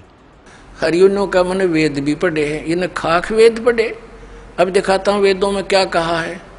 वेदों में तो ये लिखा परमात्मा घोर पाप का विनाश कर देता है। ये देखिएगा यजुर्वेद, और ये महर्षि दान सरस्वती द्वारा इसका अनुवाद है। प्रकाशक हैं सार्वदेशिक आर्य प्रतिनिधि सभा 2/5 महर्षि दान भवन, रामलीला मैदान, नई दिल्ली से। और ये यहाँ से छपा है Prince offset printers 1510 Pataudi house Daryaganj नई दिल्ली से। 8वें अध्याय का और 13वां श्लोक दिखाते हैं आपको। 8वें अध्याय का 13वां श्लोक, इसमें क्या लिखा है कि देव कर्तस्य एनस्य एव जनमसि, मनुष्य कर्तस्य एनस्य एव जनमसि, पितृ कर्तस्य एनस्य एव जनमसि, आत्म कर्तस्य एनस्य एव जनमसि, एनस्य एव जनमसि। ओहो, अब ये 241 पर हमने इसकी संस्कृत पढ़ी है, अब 242 पर इसका अनुवाद है। 242 के ये इसमें क्या लिखा है कि हे सब के उपकार करने वाले मित्र, आप दान देने वाले के अपराध के विनाश करने वाले हैं। अब पुण्यात्माओं, ये तो सारे के सारे जितने संत महंत आचार्य शंकराचार्य, ये महर्षि, ये संत अभिलाष दास जैसे, तो ऐसा काम कर दिया इनने मेरे साथ में। एक व्यक्ति था, वो किसान था और अकाल गिर गया। उसने सोचा भी खेती में तो काम गुजारा चला नहीं, तो कोई और धंधा कर ले। उसने क्या शुरू कर दिया, ये चाकी राण का काम ले लिया। उसने 2 बसोली खरीद ली, वो कट करने की, और चाकी राण का काम उसने शुरू कर दिया। अब पहले चाकी कैसे रहा करते, हाथ से चलाने वाली जो चक्की पत्थर की होती हैं, उसके पार्ट होया करते 2 होते हैं, अभी भी गाँव में तो बहुत है। और वो घिस जाते थे चलते चलते, तो उनको ऐसे समझदार सा व्यक्ति उनको चांट दिया करता, चाटे मार देता, वो फिर से वर्किंग ठीक हो जाती उनकी। तो उसको चाकी राणा कहते हैं। अब उसने कभी काम किया नहीं था, पहले दिन मुहूर्त करी एक गांव में जाके, उसने आवाज लगाई कि चाकी ठीक करवा लो। एक बुढ़िया बोली भाई आजा चाकी ठीक कर दे मेरी। अब ठीक है ताई, बता कौन सी है भैया देख ले। उसने उतार कर पाट रख लिया।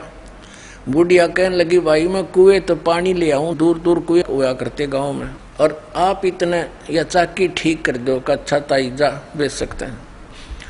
अब उसने कदे काम करा नहीं था, ने सोची जल्दी जल्दी कर ले। जब पहले आवाज में काम मिल गया तो यहाँ कोई आया ही नहीं है बताई, तो उसने माड़ी स्पीड भी पकड़ ली।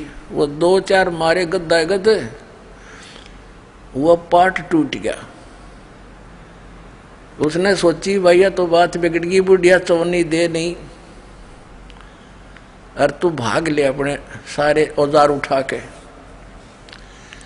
और जो नीचे वो बैठा था, ऊपर एक पात्र था मिट्टी का मटका छोटा सा, उसमें घी डाल रखा था बुढ़िया ने गर्म करके, गर्मियां का दिन था, और ऊपर बांध दिया करते बिल्ली कुत्ते के डर से। ऊपर कड़े में रस्सी डाल के एक छिक्का बना दिया करते, उसमें वो दर रखा उसने बरोला मिट्टी का मटके में घी बहुत बढ़िया 5-10 किलो। अब वो जल्दी में उठ के भाजन लग गया। वो ऊपर तो छिक्के टंगा हुआ था वो पत्थर, उसका लग गया सिर, वो पड़ गया। पड़ते हो सारा फैल गया और सारी साड़ में बिखर गया फर्श पे। उन्हें सोची तन्नाड़ा पकड़ के बांधेंगे हैं, और तू भाग ले स्पीड ते, एक नुकसान और हो गया तेरे। तो उसने सोचा तो जल्दी निकल।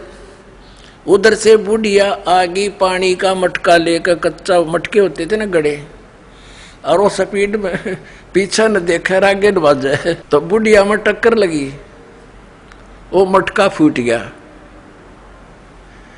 अब वो बुढ़िया कहने लगी रे, उसका नाम पूछा था, रे क्या नाम है तेरा? बोला रमलू। बोला रे रमलू तने रो लूं, तने यूं कह कर मेरा मटका फुड़वा दिया। नो बोला ताई भीतर देखे जाइए, रोए जाइए, कित रोएगी।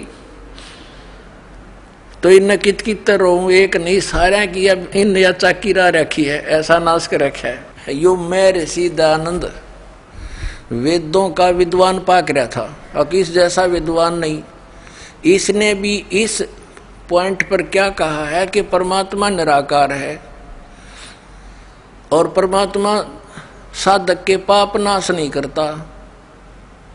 बता फिर और परमात्मा क्या करेगा? क्योंकि हमें कोई कष्ट है प्रारब्ध में अपने जीवन में, वो पाप से होता है और सुख पुण्य से होता है, और उस दुख का नाश होगा जब हमारा प्रारब्ध के पाप का नाश हो जाएगा।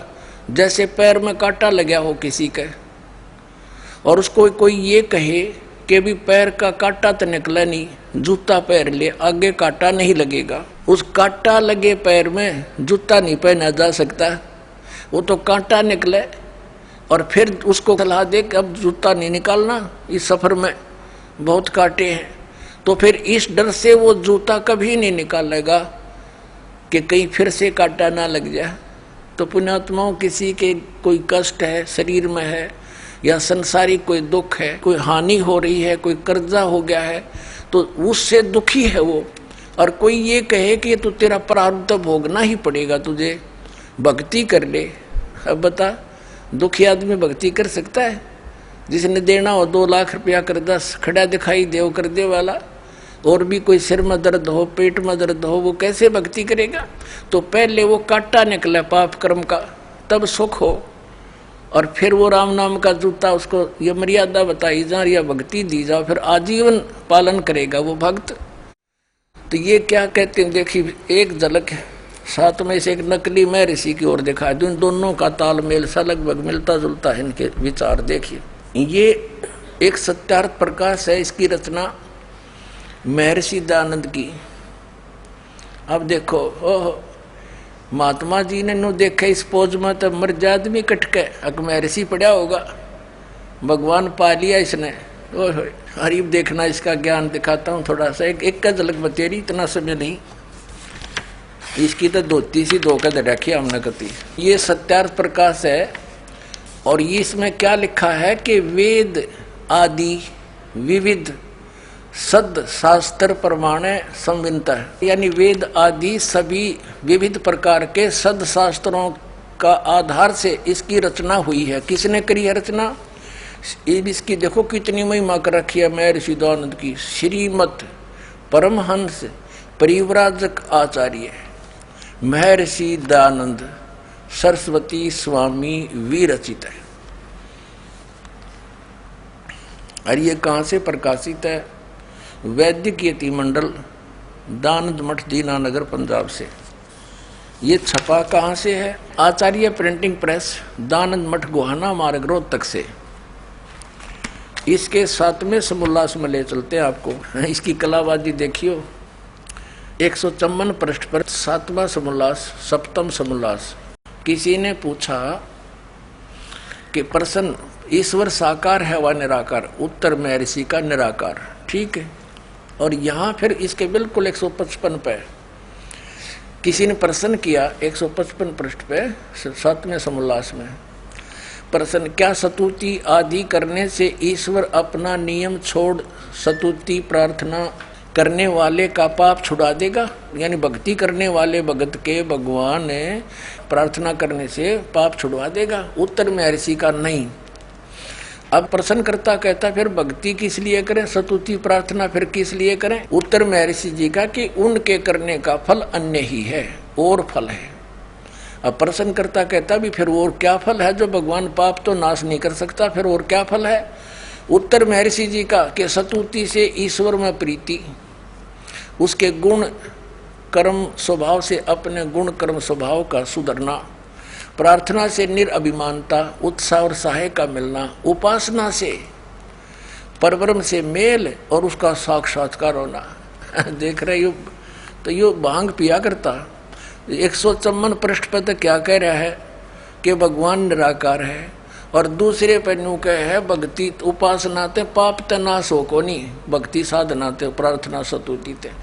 इससे उपासना से परब्रह्म से मेल हो जाएगा और उसका साक्षात्कार हो जा, यानी उसको देख सकते हैं। निराकार का खाक देखेगा। बता 154 पृष्ठ पर तो निराकार कह रहा है और अब 155 पर साकार सिद्ध कर रहा है। और फिर दूसरी थ्योरी इसने क्या बताई है कि परमात्मा अपने उपासक के भगत के पाप नाश नहीं कर सकता। तो प्रश्नकर्ता ने कहा भी फिर और क्या करेगा भगवान, कि इससे और लाभ है? और क्या लाभ है? कि भगवान का दर्शन हो जाएगा।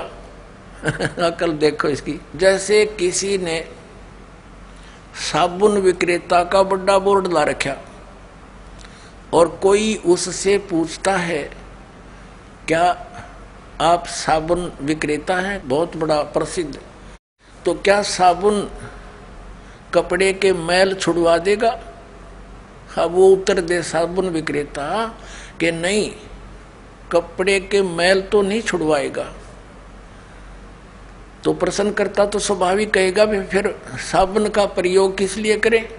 तो वो उत्तर देव है कि साबुन के प्रयोग से कपड़े का मैल तो नाश नहीं होएगा, लेकिन और लाभ है। वो क्या लाभ है? कि कपड़ा मजबूत हो जाएगा। अरे जब साबुन के गुणों में लिखा है कि वो कपड़े के मैल काटे और काम में ही हो साबुन का, ऐसा व्यक्ति कौन होगा? वो धोखेबाज जिसने लकड़ी के गुटके पैक कर रखे होंगे, पुड़िया बना रखी होंगी लकड़ी के टुकड़े की, गुटके की, और वो बेचता होगा कि साबुन ते मैल तक कटे नहीं, कपड़ा मजबूत हो जाएगा, दूना और कटेगा उससे। तो फिर अब जैसे कोई वैद्य है और वैद्य से कोई पूछता है कि वैद्य जी क्या औषधि प्रयोग करने से रोग नाश हो जाएगा, और वो वैद्य ये कहे कि औषधि खाने से रोग नाश नहीं होगा। अब प्रश्नकर्ता के फिर भाई औषधि किस लिए खाएंगे हम, कि उससे और लाभ है। तो क्या लाभ है बताइए वैद्य जी? के पहलवान बन जाएगा। अरे तेरा गज भैया, जिसके टीबी की बीमारी हो वो पहलवान बनेगा, कौन मरेगा? और रोग कट्टन की औषधि मिला तो उसका समझ तो अपन पहलवान हो जाएगा फिर वो। तो कहने का भाव ये है, ये सारे एक थैली के चट्टे बट्टे थे, ज्ञान किसी ने था नहीं, बोली जनता इनके पीछे लागी, न मेरे सिर बड़े साधु संत पहुंचे हुए और नो दिखा दे करके ने सोचा भाई कितनी भगवान ते मिल रहे, इन्हें कख भी नहीं पता, अपने सदग्रंथों से परिचित नहीं, इन्हें झूठा ज्ञान ध्यान का लाओ, ये बाद विदा चतुराई। देखिएगा अब इसने इस सत्यार्थ प्रकाश के प्रथम समोल्लास में ये 18 पृष्ठ पे इसी सत्यार्थ प्रकाश के महर्षि दयानंद ने प्रथम समोल्लास के इस 18वें पृष्ठ पे यहाँ मित्र की परिभाषा बताई है। क्या बताया कि वह परमेश्वर सबका सच्चा मित्र है, इससे परमेश्वर का नाम मित्र है। ये इसने सत्यार्थ प्रकाश के प्रथम समोल्लास में परमात्मा के नामों की व्याख्या कर रखी है कि किन किन नामों से परमात्मा का बोध होना चाहिए। अब ये कंसेप्ट क्लियर हो गया कि महर्षि दयानंद जी परमात्मा के नामों में से एक मित्र शब्द भी जहाँ ये प्रयोग करता है, जहाँ परमात्मा की महिमा है, तो ये सोच ले वो भगवान के विषय में।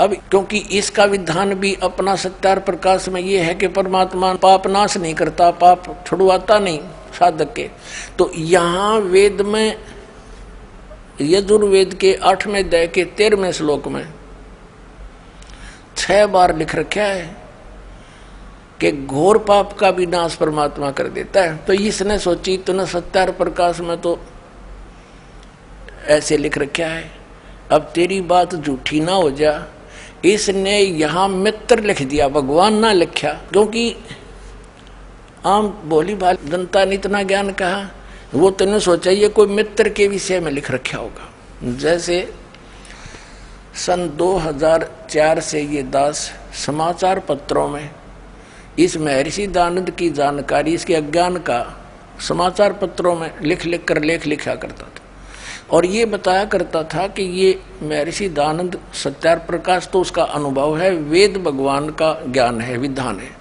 तो जो वेदों से नहीं मिलता तो वो ज्ञान गलत है। और इस बात को ये महर्षि दयानंद भी मानता है। तो देखिएगा, महर्षि दयानंद कहते हैं कि परमात्मा पाप नाश नहीं कर सकता, वेद कहते हैं घोर पाप भी नाश कर दे, तो सत्यार्थ प्रकाश ये झूठार्थ प्रकाश है। समाचार पत्रों में लिखना शुरू किया, इसी का परिणाम था ये क्रोथा कांड। तो इन्होंने क्या उत्तर दिया समाचार पत्रों में कि रामपाल झूठा है, इसको संस्कृत आती नहीं, ये महर्षि दयानंद के क्या जाने गूढ़ रहस्यों को उस 8वें अध्याय के 13वें श्लोक में मित्र के बारे में कहा है, भगवान के बारे में नहीं कहा। फिर दास ने ये सत्यार्थ प्रकाश का थैला उल्टा कर दिया, उनका आगे देख युग अंत से इसमें। अब हम फिर आ जाते हैं यजुर्वेद के, महर्षि दयानंद का अनुवाद है यजुर्वेद। अब हम फिर इसमें दिखाते हैं आपको, अब यहाँ पढ़ रहे हैं हम यजुर्वेद के 8वें अध्याय का ये 13वां श्लोक। यहाँ तो संस्कृत है ओनली, ये 241-242 में अनुवाद किया है इसने। यहाँ ये अनुवाद करता स्वयं महर्षि दयानंद है। हे सबके उपकार करने वाले मित्र लिख दिया यहाँ पर, यहाँ लिखना था सबके उपकार करने वाले परमेश्वर। और सत्यार्थ प्रकाश में इसने स्पष्ट भी कर दिया कि सबका सच्चा मित्र साथी होने के कारण परमात्मा का नाम मित्र जानना। तो यहाँ मित्र मीन परमात्मा पढ़ेंगे हम। देखिए, हे सबके उपकार करने वाले परमेश्वर, आप दान देने वाले के, एन से माने अपराध के, विनाश करने वाले हो, नाश करने वाले हो, एवजनम। हम संस्कृत भी पढ़ेंगे क्योंकि देवनागरी लिपि है। और मनुष्कृत से साधारण मनुष्यों के किए हुए, एन से माने अपराध, अपराध कहो चाहे पाप कहो, एन से माने अपराध, एन से माने पाप कहो चाहे अपराध कहो, के विनाश करने वाले हो। पिता के किए हुए, एन से माने पाप ही समझो, विरोधाचरण नहीं, पाप के। अवजनम माने अच्छी प्रकार हरने, नाश करने वाले हो। अवजनम माने नाश करने वाले, विनाश करने वाले हो। आत्म कृत्य से अपने किए हुए, एन से माने पाप के, अवजनम माने नाश करने वाले हो, दूर करने वाले हो। अनस्य अनस्य अधर्म के अधर्म यानी घोर पाप के नाश करने वाले हो। जानता हुआ मैं जो कुछ भी अधर्म आचरण किया करता हूँ वह करूँ हो।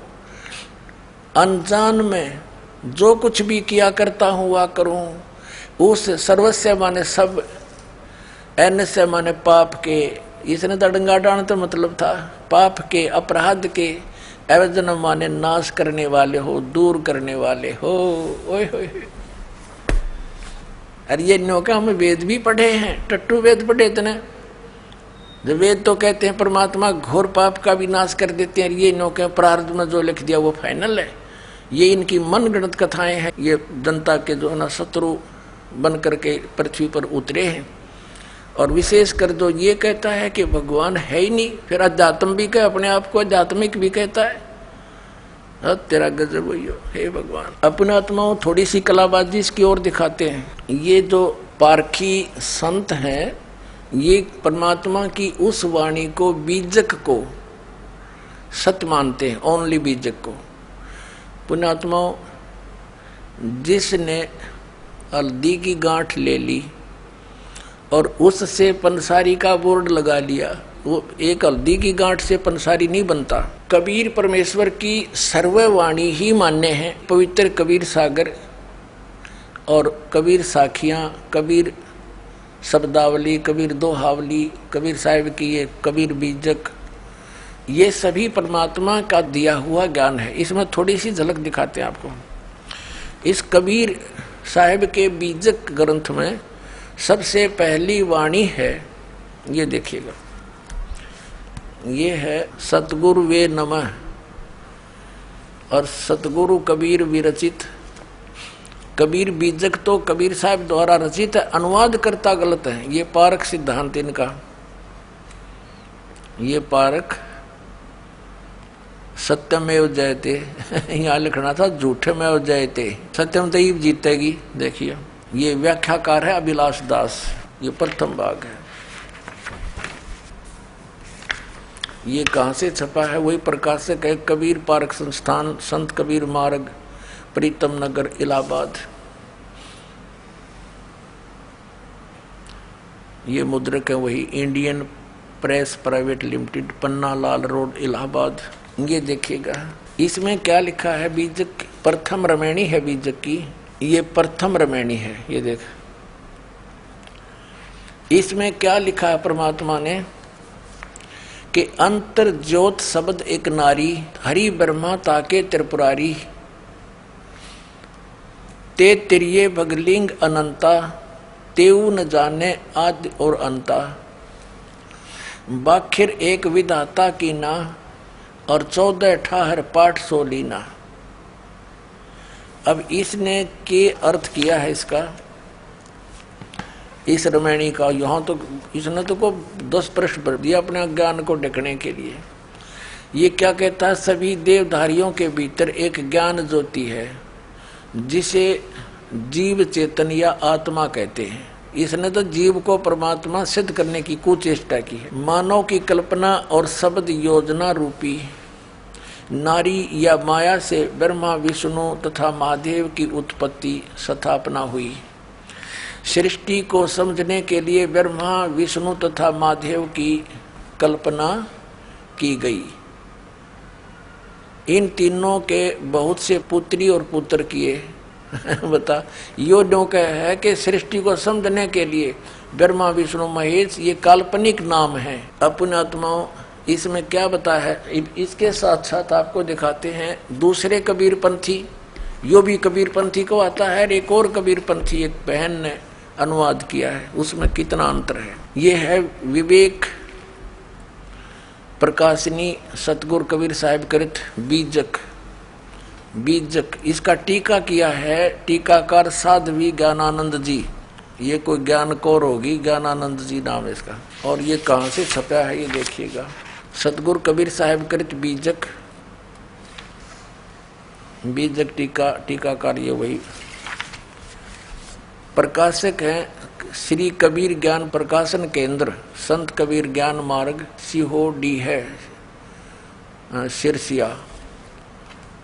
गिरिडीह है झारखंड से, तृतीय संस्करण, और ये यहाँ से छपी है। अब इसमें क्या किया है, इस बहन ने इस टीका को बहुत अच्छी तरह किया है। देखिए ये बीजक टीका, ये प्रथम रमेणी। इसमें क्या है, अंतर्ज्योत शब्द एक नारी, हरि ब्रह्मा ताके त्रिपुरारी, ते तिरिये बगलिंग अनंता, तेऊ न जाने आदुरंता। अंतर ज्योति सबके भीतर बसने वाली आत्म ज्योति, नि अक्षर ब्रह्म, सबके भीतर आत्म ज्योति के रूप में बसने वाले पार ब्रह्म परमेश्वर से आदि नाद और एक प्रकृति प्रकट हुई। अनादि और प्रकृति के संयोग से सृष्टि के आधारभूत विष्णु ब्रह्मा और शंकर सतगुण रजगुण तमगुण उत्पन्न हुए। तत्पश्चात प्रकृति आदि सहित इन त्रिदेवों तीनों गुणों से अनंत क्षत्रिय पुरुष हुए, परंतु वे लोग भी अंतर ज्योति परमात्मा के आदि अंत को नहीं जान सके। वाखरी एक विधाता किन्ना 14 ठाहर पाठ सोलीना, हरिहर वर्मा महंतो नाऊ, तीन पुण्य तीन बसावल गाऊं। अपने आत्माओं, इस अभिलाष दास ने तो मिथ्या कर दिया कि ब्रह्मा विष्णु महेश ये काल्पनिक हैं। कबीर साहब की वाणी स्पष्ट करती है कि परमात्मा ने अंतर ज्योति यानी ये प्रकृति जो है नारी, इस ज्योत स्वरूपी काल के शरीर में प्रवेश कर गई थी। वो परमात्मा ने इसको बाहर निकाला। उसके बाद फिर इन दोनों के संयोग से, इस ज्योत स्वरूपी काल के और प्रकृति के संयोग से ये तीनों ब्रह्मा विष्णु महेश की उत्पत्ति हुई। तो पुण्यात्माओं, ये और देखिएगा, आगे दिखाते हैं आपको इसने कैसी अटकलबाजी की है। देखना, ये तो अभिलाष दास की है टीका जो आपको दिखाने जा रहा हूं। ये 53 पृष्ठ पर ये प्रथम प्रकरण है। ये यहां देखना, इसमें एक शब्द है नीचे, यरमैणी प्रथम है। प्रथम आरंभ कौन को भऊ, दूसर प्रगट किन सोठऊ। प्रगटे ब्रह्मा विष्णु शिव शक्ति, प्रथम भक्ति कीन जीव उक्ति। प्रगटे पवन पानी, और ये सारा कुछ लिखा है। फिर क्या बताया है कि जीव शिव सब प्रगटे, वह ठाकुर सब दास, और कबीर और जाने नहीं एक राम नाम की आस। बता, ये कबीर साहब बीजक में इस अभिलाष दास जी ने स्वयं प्रमाणित ले रखी है कि ये वाणी सच्ची है। जो कबीर साहब की वाणी लिखी है, ये कबीर साहब की वाणी है। और इसने इसका अनुवाद कैसे किया अड़ंगा, देखो ये 54 पृष्ठ पर बीजक, इसने यह अनुवाद किया कि जीव से ही शिव यानी ईश्वर देव आदि की कल्पना प्रकट हुई। ये काल्पनिक मानता है। पीछे से कल्पित पदार्थ ही स्वामी बन बैठे और कल्पना करता जीव उनके दास बन गया। कबीर साहब कहते हैं कि मैं और कुछ नहीं जानता, मुझे केवल उस आत्म स्वरूप की ही आशा भरोसा है जिसका राम नाम है। ये जीव को राम सिद्ध करने की कह रहा है, जिसका राम नाम है, और अर्थात मेरा निरंतर विश्राम आत्म स्वरूप में है। ये घुमा फिरा के कहना चाहे है कि जीव ही ब्रह्म है। और जबकि इस वाणी का प्रत्यक्ष अर्थ देखिएगा, ये वाणी जो 53 पृष्ठ पर है, यहाँ तो ये वाणी है, आगे उसका अपना अड़ंगा अनुवाद है। जीव शिव सब प्रगटे, वह ठाकुर सब दास। शिव माने परमात्मा, ये केवल शिव ये शंकर के लिए नहीं है। वेदों में शिव माने सर्वशक्तिमान, जो सबका कल्याण करने वाला। जीव और शिव सब प्रगटे, वह ठाकुर सब दास, यानी जीव तो उसके दास हैं, परमात्मा उनका मालिक है। कबीर और जाने नहीं, यानी तुम और मत जानो एक राम नाम की आस। कितना स्पष्ट है। अरे इस नडंगा के करा देख, इस दुनिया के नाश करने वाले ने, भक्ति का नाश करने वाले ने, जीव से शिव यो ईश्वर देव आदि की कल्पना प्रकट हुई, कल्पना, और पीछे से कल्पित पदार्थ भी स्वामी बन बैठे और कल्पना करता जीव उनके दास बन गए। कबीर साहब कहते हैं कि मैं और कुछ नहीं जानता, मुझे केवल उस आत्म स्वरूप की ही आस भरोसा है। बता, आत्म स्वरूप की खाक भरोसा है, गधा का गधा ने के भरोसा बता है तेरा जो भैया।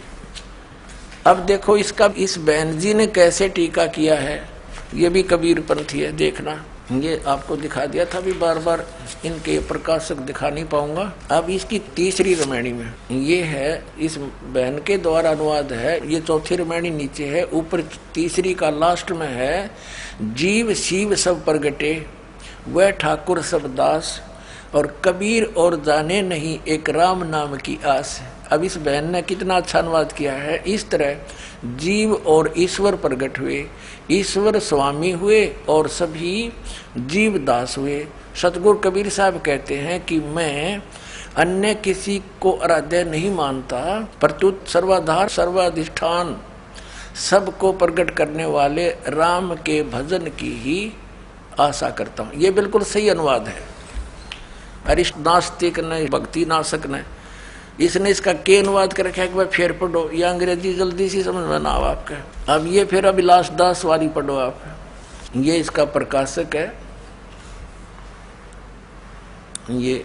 और इसके देखना, या तीसरी रामायणी या प्रश्न नंबर 53 पर हमने पहले भी पढ़ी थी, एक बार फिर देख लो। या तीसरी रामायणी के लास्ट में है, जीव शिव सब प्रगटे वह ठाकुर सब दास। इसमें बिल्कुल साफ है, बिल्कुल स्पष्ट है कि जीव यानी जीव और शिव परमात्मा, जीव शिव सब प्रगटे वह ठाकुर सब दास। वो एक सबका मालिक है, बाकी जीव उसके अधीन है, उसके दास है। फिर देखो, और कबीर साहब कहते हैं कबीर और जाने नहीं एक राम नाम की आस। और इसने के डंगा कराया से इस नास्तिक ने, ये देखो चम्मन पे, जीव से ईश्वर देवादि की कल्पना प्रकट हुई। ये उल्टा ठोक रहा है खुट्टे, क्योंकि जीव तो भगवान प्रकट होया। देख इसका अनुवाद, जीव से शिव देव आदि की कल्पना प्रकट हुई, यानी जीव तो ईश्वर होया उत्पन्न, और पीछे से काल्पनिक पदार्थ स्वामी बन बैठे, काल्पनिक कर्ता जीव उनके दास बन बैठे। और कुछ नहीं जानता, मुझे केवल उस आत्म स्वरूप का ही आशा भरोसा है, और जिसका नाम राम है, और मेरा निरंतर विश्राम स्वरूप राम में है, यानी अपने जीव राम में है। जीव राम की भक्ति करता हूँ मैं, इस ये कहना चाहे। बता इसका कितना है ठिकाना। अपने आत्माओं क्या क्या इनका विधान है, ये थोड़ा सुनाता हूँ आपको। ये पारखी नहीं मानते कि कोई लोक है, सतलोक है, अमरलोक है, अगमलोक है। ये कबीर साहब को एक जीव मानते हैं, मानव मानते हैं। जब कबीर साहब भी जीव और अभिलाष दास भी जीव, फिर कबीर साहब को सतगुरु और क्यों मान लिया है न इष्ट देव। अब अभिलाष दास जी करके दिखाओ रचना कबीर साहब वाली, फिर उस कबीर साहब का सारा क्यों लिया, अगर वो जीव ही थे तो। अपना आत्मा जैसे आत्मा और परमात्मा, राजा और प्रजा दोनों एक जैसे ही शकल होती है। राजा भी मनुष्य ही होता है, लेकिन उसकी सामर्थ्य में अंतर होता है। तो जैसे आदरणीय गरीबदास साहिब जी को परमात्मा मिले, आदरणीय नानक साहिब जी को मिले, आदरणीय धर्मदास साहिब जी को परमात्मा कबीर जी मिले, आदरणीय दादू साहिब जी को मिले, आदरणीय मलुकदास साहिब जी को मिले, आदरणीय गीसादास साहिब जी को मिले। उन सभी ने उस परमात्मा की महिमा का गुणगान किया, आंखों देखा सतलोक और सचखंड बताया। गरीबदास साहिब जी को परमात्मा सचखंड लेकर गए, वहां की सारी सतीति दिखाकर वापस छोड़ा, तब कहा था अनंत कोट ब्रह्मांड का एक रति नहीं भारे, सतगुरु पुरुष कबीर हैं ये कुल के सिरजनहारे। आदरणीय रामानंद जी को परमात्मा सचखंड लेकर गए थे और फिर उसी तरह वापस छोड़ा, तब उसने कहा था दोहू ठोर है एक तू भया एक से दो, गरीबदास हम कारणे तुम उतरे हो मगजो। होय होय। बोलत रामानंद जी सुनो कबीर करतारे, गरीबदास सब रूप के तुम ही सृजनहारे। और कबीर परमेश्वर ने खुद कहा है कि ए स्वामी सृष्टा में, यानी सबका रचनहार मैं हूं और सृष्टि हमरे तीर, गरीबदास अधर बसू अवगत सत कबीर। और फिर परमात्मा ने कहा कि सुन रामानंद राम हम, यानी राम माने परमात्मा, हम हैं। अब जिन भी महापुरुषों ने परमात्मा को देखा, उनके दर्शन किए, उन्होंने स्पष्ट किया है कि हम सुल्तानी नानक तारे दादू को उपदेश दिया, जात जुलाहा वेद न पाया वो काशी माहे कबीर हुआ। आदरणीय नानक साहिब जी ने कहा है कि फाई सुरत मुल्की वेश ए ठगवाड़ा ठगी देश, खरा सियाणा बोता बार। ये धानक रूप रहा करतार। करतार माने सबका रचने वाला, सबका स्वामी। अब इस ज्ञान से, सत्संग से पुण्यात्माओं को जो परमात्मा की खोज में लगे हुए हैं, उनको ये तो विश्वास हो चुका है, लगभग हो जाएगा नहीं तो ज्ञान सुनने से, कि कबीर इज गॉड, कबीर परमात्मा है, सतपुरुष है। सारे प्रमाण दास ने दिखा दिए। अब क्या समस्या आवेगी आपके समक्ष कि भाई यदि कबीर साहब ही भगवान हैं तो फिर बिल्कुल सही है। फिर तो कबीर पंथ में जितने महापुरुष हैं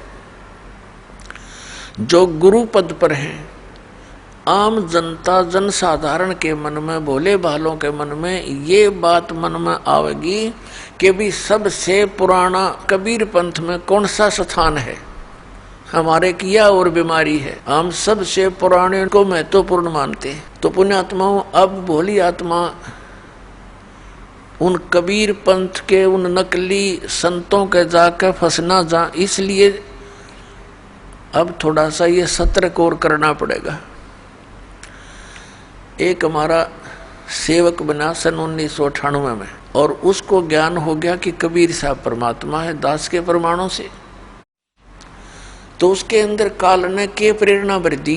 अब कबीर साहब तो भगवान है ही, ये तो अंडरस्टूड हो गया, बुद्धिमान बच्चा था। लेकिन ये चतुरता है इस मार्ग में हानिकारक भी होती है। तो उसके मन में क्या दोष आया जो दास ने अभी बताया। उसने सोचा जब कबीर साहब ही भगवान हैं, और इस दास के बारे में सोचा ये तो अभी सन 1994 से नाम देने लगे हैं, और ये तो बहुत नए से हैं, और कहीं ऐसा ना हो उन पुराने आश्रमों में उनके पास तो बहुत ही यथार्थ ज्ञान मिलेगा जो उसने धारणा बना रखी थी, परिचित नहीं होने दिया।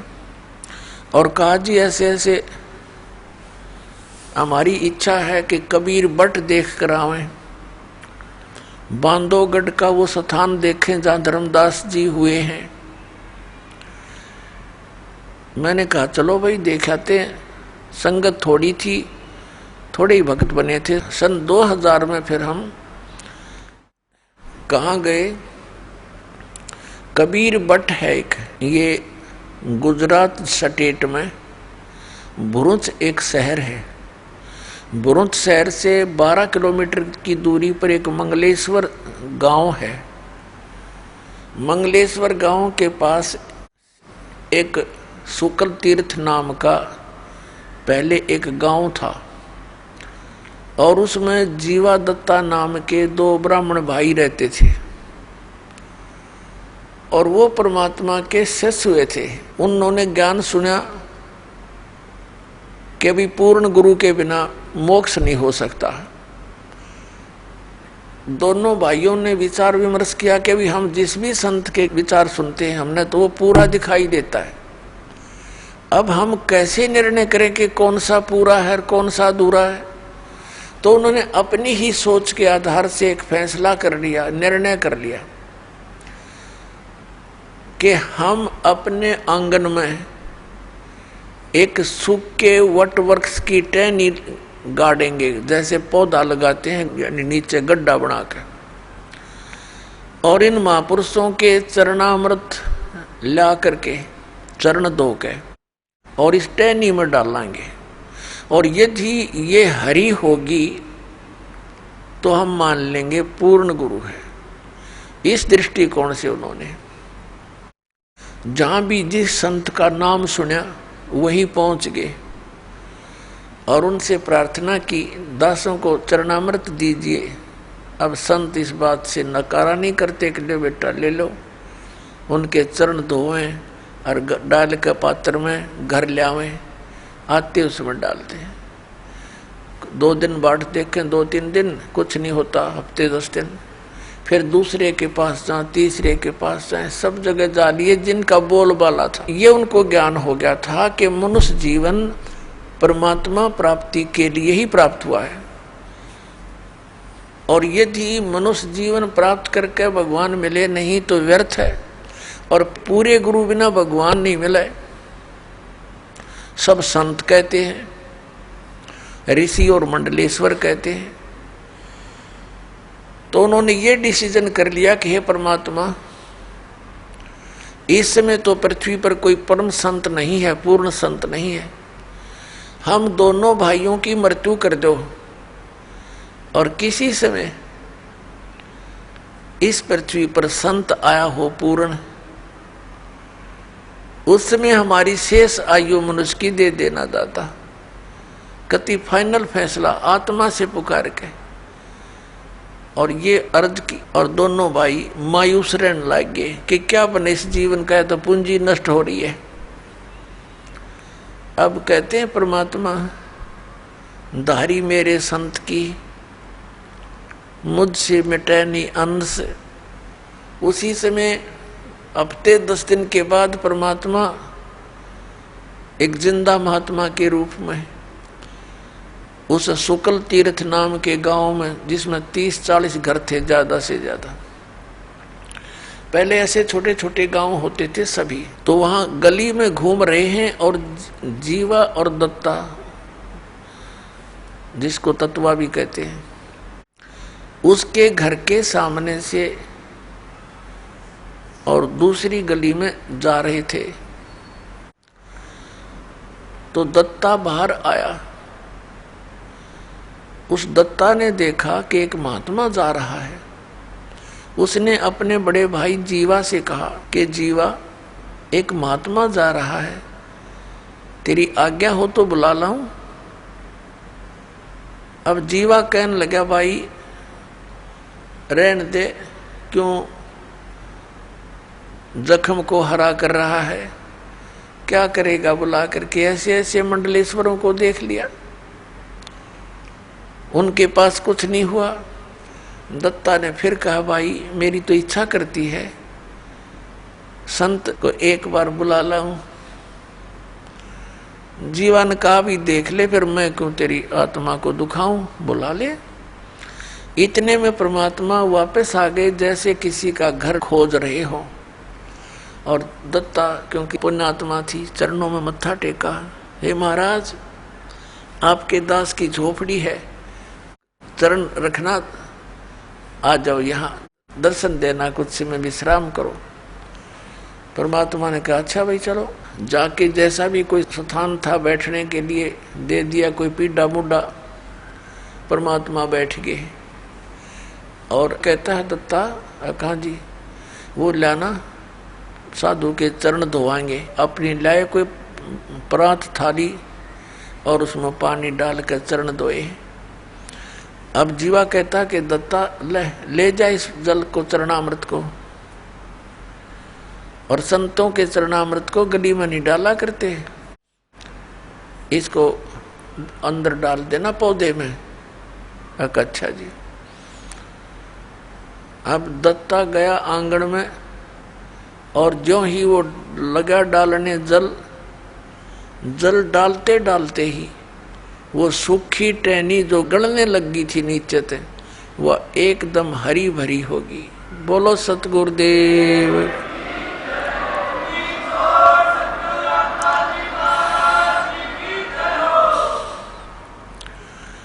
अब दत्ता ने कहा जीवा आइए एक बार जल्दी आना।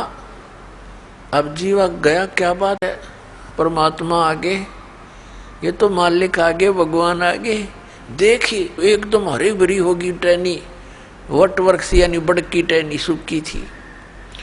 दोनों भाइयों ने एक एक पैर पकड़ लिया, अरनू देखे मुंह की तरफ और रोए और कहने लगे भगवान हम तो कति थक चुके थे और हमने मान लिया था कि इस पृथ्वी पर कोई संत नाम की चीज नहीं। ये भगवान आप पहले क्यों ना आए दाता, हमने बहुत खोज करी। परमात्मा कहने लगे बेटा मैं आता जाता पहले भी तुम्हारी आत्मा से मैं खूब परिचित था, तुम्हारे हृदय की कसक से। यदि मैं पहले आ जाता और ये हरी भरी भी हो जाती होनी थी तो वैसे ये संत की पहचान नहीं होती। फिर भी मैंने तुम्हारी आस्था को देख करके यह लीला करनी पड़ी बेटा। यदि मैं पहले आ जाता और ये हरी भरी हो जाती तुम उपदेश ले लेते, ठीक है, फिर तुम्हारे मन में यह धारणा और आती कि हो सकता है एक बहुत बड़ा मंडलेश्वर है, उसका बड़ा बोलबाला है, उसके हजारों की संख्या में शिष्य हैं, कहीं वो हमारे गुरु से भी अत्यधिक शक्तिशाली हो तो तुम बेटा फिर धक्के फिर भी खाते। और उस समय जब गुरु बना लिया उसके बाद मन में आपके ये धारणा आती तो बेटा मेरे से भी खत्म हो जाते, क्योंकि गुरु के प्रति अविश्वास होने से नाम खंडित हो जाता है। गुरु बनाने से पहले खूब छानबीन करे, खूब हर तरह से उसकी परीक्षा करे और उसके बाद अगर आपके मन में दोष आता है तो आपका नाम नहीं रहता, कनेक्शन कट जाता है। अपनात्मा ये परम संत के ऊपर लागू हैं ये सारे नियम, और हमने ला रखे नकलियां के ऊपर। लेकिन परमात्मा कबीर जी ने कहा कि झूठे गुरु के पक्ष को तजत ना लावे वार, झूठा गुरु हो तो तुरंत त्याग दे। और सही गुरु मिलने के बाद फिर मन में आपके कोई दोष रहता है, फिर आप नाम रहित हो जाते हो। तो बेटा मैं पहले आ जाता तुम फिर भी धक्के खाते। मैं इसलिए देर से आया हूं कि तुम्हारी सारी फड़क निकल ले और तुम इन सारे संतों ने टटोल लो पहले, नहीं तो फिर बात बिगड़ जाती। तो दोनों कहने लगे महाराज जी यह बात आपकी 100 की 100 सच्ची, 100%। क्योंकि आप तो एक सिंपल से आदमी और उनका बोलबाला हमने कति परख कर देख लिया, उनके पास ये शक्ति नहीं थी। फिर परमात्मा ने कहा बेटा केवल यही एक उदाहरण नहीं होना चाहिए, एक संत की पहचान इस सब एक पॉइंट से नहीं होती। संत की पहचान उसके ज्ञान से होती है। अब सुनो मैं तुम्हें ज्ञान सुनाता हूं। परमात्मा ने उनको कई दिन तक अपने द्वारा रची हुई सृष्टि का ज्ञान दिया। तो कहने का भाव ये है कि जो सूखी टहनी लगाई थी कबीर परमेश्वर जी के चरणामृत से वह हरी भरी होगी थी, उस टहनी ने एक बहुत बड़े वट वृक्ष का रूप धारण कर लिया। अब वो पूरा शुक्ल तीर्थ गांव भी वहां से खत्म हो गया, इधर उधर जाकर बस गए, क्योंकि वो एक टापू सा है और उस टापू को नर्मदा नदी ने अपना चारों तरफ से घेर रखा है। वहाँ नर्मदा नदी, नर्मदा दरिया 2 भागों में बंटकर आगे जाकर फिर एक होकर समुद्र में गिर जाती है। तो वहाँ टापू बना रखा था, वो टापू था वो मंगलेश्वर गांव। तो अब वहाँ कोई नहीं रहा, वहाँ जब टापू में वो बदल गया तो बाहर आके अपने रहने लगे। वहाँ अकेला वो वट वृक्ष रह गया। उस वट वृक्ष के विषय में बताया है कि लगभग 900 एकड़ में का घूम गया, फैल गया।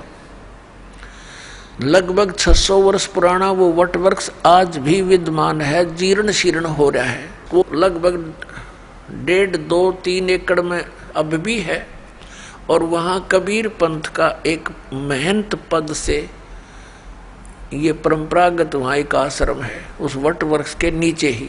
और वो केवल महंत पदवी इसलिए रखी गई थी कि ये यादगारें जो अद्भुत लीलाएं घटनाएं घटी हुई हैं ये सुरक्षित रहें, इस पिछली पीढ़ी तक के कबीर परमात्मा के द्वारा की गई लीलाएं आज भी उनके अवशेष बकाया हैं।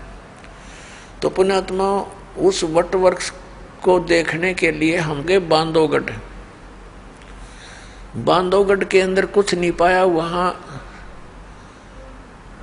उनका धर्मदास जी का लड़का था नारायण दास, वो परमात्मा की शरण में नहीं आया था। फिर परमेश्वर कबीर जी ने आदरणीय धर्मदास साहिब जी को अपनी कृपा से 60 साल की उम्र हो चुकी थी उनकी धर्मदास जी की, तब एक संतान एक पुत्र दिया था। उस पुत्र से उसका वंश चला था और उस पुत्र के साथ बड़ा बेटा हमेशा विरोध रखता था, उसके साथ जो है ना झगड़ा रखता था। उसने वहाँ से छोड़ दिया था बांधवगढ़, दूसरे छोटे लड़के ने कहीं और चला गया था, कुदरमाल वगैरह नाम बताया MP में। तो बांधवगढ़ में वो हमारे साथ था, वो हमारा सेवक। उसने बाद में बताई दास को फिर ये बातें। तो उसने जाकर के बांधवगढ़ में जो महात्मा से दिखे थे उनसे बात करी, अलग से चर्चा की, ज्ञान गुण की बातचीत की। फिर हम वहां से चल पड़े वट वृक्ष देखने। हम वट वृक्ष पर पहुंचे तो वहां एक महंत था, अच्छी गद्दी लगा रखी, एक झूला के ऊपर बैठा वो और एक दो उसका सेवक उसको झुला रहा था। तो उससे उसने एकांत में बात करी। हम कहीं इधर उधर अपने बैठे थे। उससे पूछा जी सार नाम क्या है, सत नाम क्या है। वो कहने लगा मुझे तो मालूम नहीं, मेरे मामा जी रहा करता यहाँ पर महंत, उसकी मृत्यु होगी, मेरी तो लकड़ी की दुकान थी, मुझे यहाँ बैठा दिया, मुझे नहीं मालूम यहाँ क्या है। हाँ इतना अवश्य है कि ये वट वृक्ष के विषय में जानता था, बाकी सार नाम के बारे में मुझे नहीं मालूम। ऐसे वह बांधवगढ़ में उन संतों से पूछा, उनने भी यही जवाब दिया, कोई कुछ बतावे कोई कुछ बतावे, ये मंत्र है ये मंत्र है। फिर हम पहुंच गए और कई स्थानों पर गए, बड़े बड़े जो कबीर पंथ के थे। तो सब जगह घूम कर हम वापस आ गए।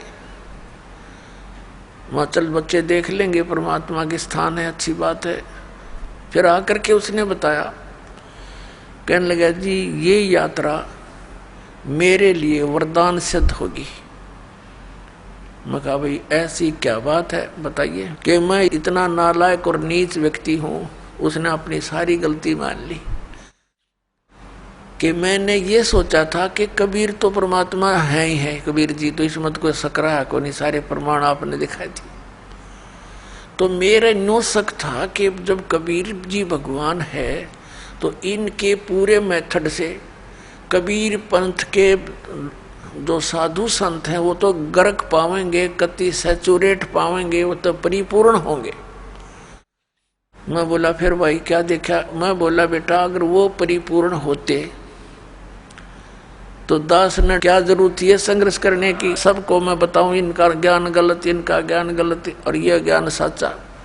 और सभी बोली आत्मा भी नो सोचे रामपाल निंदा करता है, निंदक को और सच्ची बताऊं। तो उसने फिर बताया जी मैं ऐसे ऐसे किसी से पूछा भी महाराज जी सार नाम क्या है।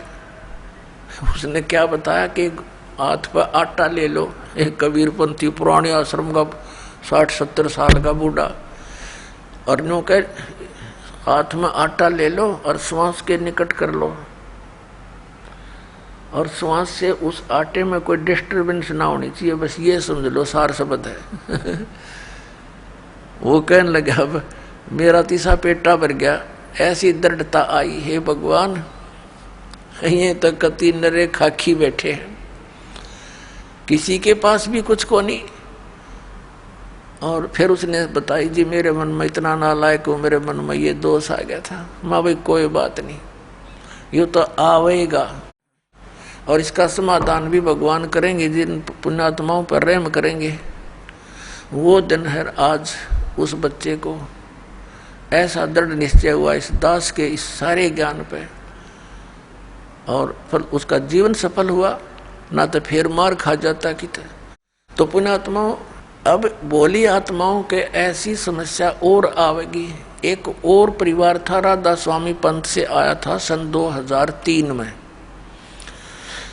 पूरा परिवार आया यहाँ पर, दीक्षा ले ली क्रोध आश्रम में, और अच्छी लगन से लगे रहे। फिर उनके मन में भी यही दोष पैदा हो गया, सारा ज्ञान समझ कर, कि भाई दामा खेड़ा के अंदर धर्मदास साहिब जी की गद्दी से संबंधित संत बताए हैं। कोई सिर फिरा मिल गया उनको दामा खेड़ा के गद्दी का कोई भक्त, उसने बता दिया उनको कि पूर्ण मोक्ष चाहिए तो दामा खेड़ा गद्दी वालों से ही होगा। कबीर साहब ने उनको वरदान दे रखा है। अच्छा, उनको झाड़ा लाने का वरदान दे रखा, कनपेड़ झाड़न का। कबीर साहब ने तेनों बता रखा, जो सच्चा नाम देगा उससे मोक्ष होगा। सतनाम तो वंश से नहीं, नाद से होगा। यानी आज तक किसी ने देख लो, नाद वाले जितने यानी वचन के से, उनसे ही हमारा पंथ उजागर हुआ है। और जिसके पास सही नाम है उसी से मोक्ष होगा, किसी पीढ़ी से। उनका वह बात पक्की जचगी। रामपाल तक 5-4 वर्ष से लगा नाम देने, और वो तो बहुत पुराना बताया। यहाँ से छोड़कर वहाँ चले गए धक्के खाने। अब वहाँ जाकर पूछा, उन्होंने सतनाम प्राप्त हो चुका था। सार नाम तो बालक ने कहा था भी थोड़ा सा और रोशनी हो लेने दे, फिर जल्दी दिया करेंगे, अभी तो थोड़ा खींच कर लेना है, समय बढ़ाना है। तो उनने जाकर पूछा, जी हमने नाम दे दो। दामा खेड़ा पहुंच गए। वो बोले, भाई ठीक है, बैठो, नाम देते हैं। उनने सुना दिया पूरा शब्द, अजर नाम, अमर नाम, पाताले सब सिंधु नाम, यही हंस का काम। वह देखे उनके मुंह की तरफ, वो कहने लगे, सतनाम कौन सा होता? बोला, ये है जो कुछ है, जो कुछ है बस यही है। अब वो वहां से तो खिसियानी बिल्ली होकर आ गए। उन्होंने फिर स्कीम बनाई, किसी से बताया कि वहाँ कबीर चौरा है काशी में, वहाँ परम संत पाओगे, वहाँ धक्के खाए। आखिर में वो भक्ति से हीन हो गए, यहाँ से भी गई। तो कहने का भाव ये पुण्यात्माओं, इस काल ने तो कई शिकंजे कस रखे, बहुत बंधन बांध रखे, पर अब ये सारे समाप्त करने पड़ेंगे। दास सारे समाप्त करेगा और ऐसा कर देगा इन सबको कि इनके पास खख नहीं, सबके जोड़े खाली करके दिखा दूंगा। अब देखो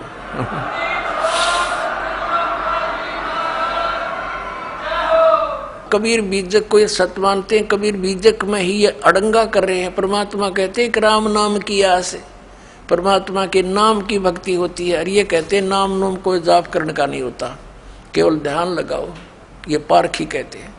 और परमात्मा कहते हैं कबीर साहब, राम नाम रटते रहो, राम नाम रटते रहो, जब तक घट में प्राण, और कदे तो दीन दयाल के है भनक पड़ेगी कान। और यही गीता जी बताती है 8वें अध्याय के 13वें श्लोक में, ओम इति एकाक्षरम ब्रह्म विहारण माम अनुस्मरण ये प्रयाति तजन देहम सयाति परमाम गतिम। अब गीता ज्ञानदाता कहता है कि मेरा एक वो मंत्र है मुझ ब्रह्म का, नथिंग एल्स, और इसका अंतिम श्वास तक, शरीर छोड़ने तक सिमरण करता हुआ जाता है सयाति परमाम गतिम। वो ओम से मिलने वाली परम गति को प्राप्त होता है। और ये गीता जी को सत्य भी मानता है अभिलाष दास जी, और कहता नाम जाप करने का है ही नहीं इसमें, वो तेरे की। तो पुण्यात्माओं, ऐसे अज्ञानी के साथ भी और लाखों लोग चिपक गए बोली आत्मा, क्योंकि इनको ज्ञान नहीं। तो दास चाहता है कि सबको मास्टर बना दूं और छोड़ दे इन जीवन नाशकों को। ये तो परमात्मा के मार्ग में कीड़े हैं, दीमक समझ लो। ये भक्ति का नाश कर रहे हैं, मनुष्यों के जीवन का नाश कर रहे हैं। तो इस ज्ञान से परिचित होकर प्राणी पुण्यात्माओं अपने आप छोड़ के आओगे नकलियों को, और सतलोक आश्रम वाला माँ के कल्याण करवाएंगे। बोलो सतगुरुदेव।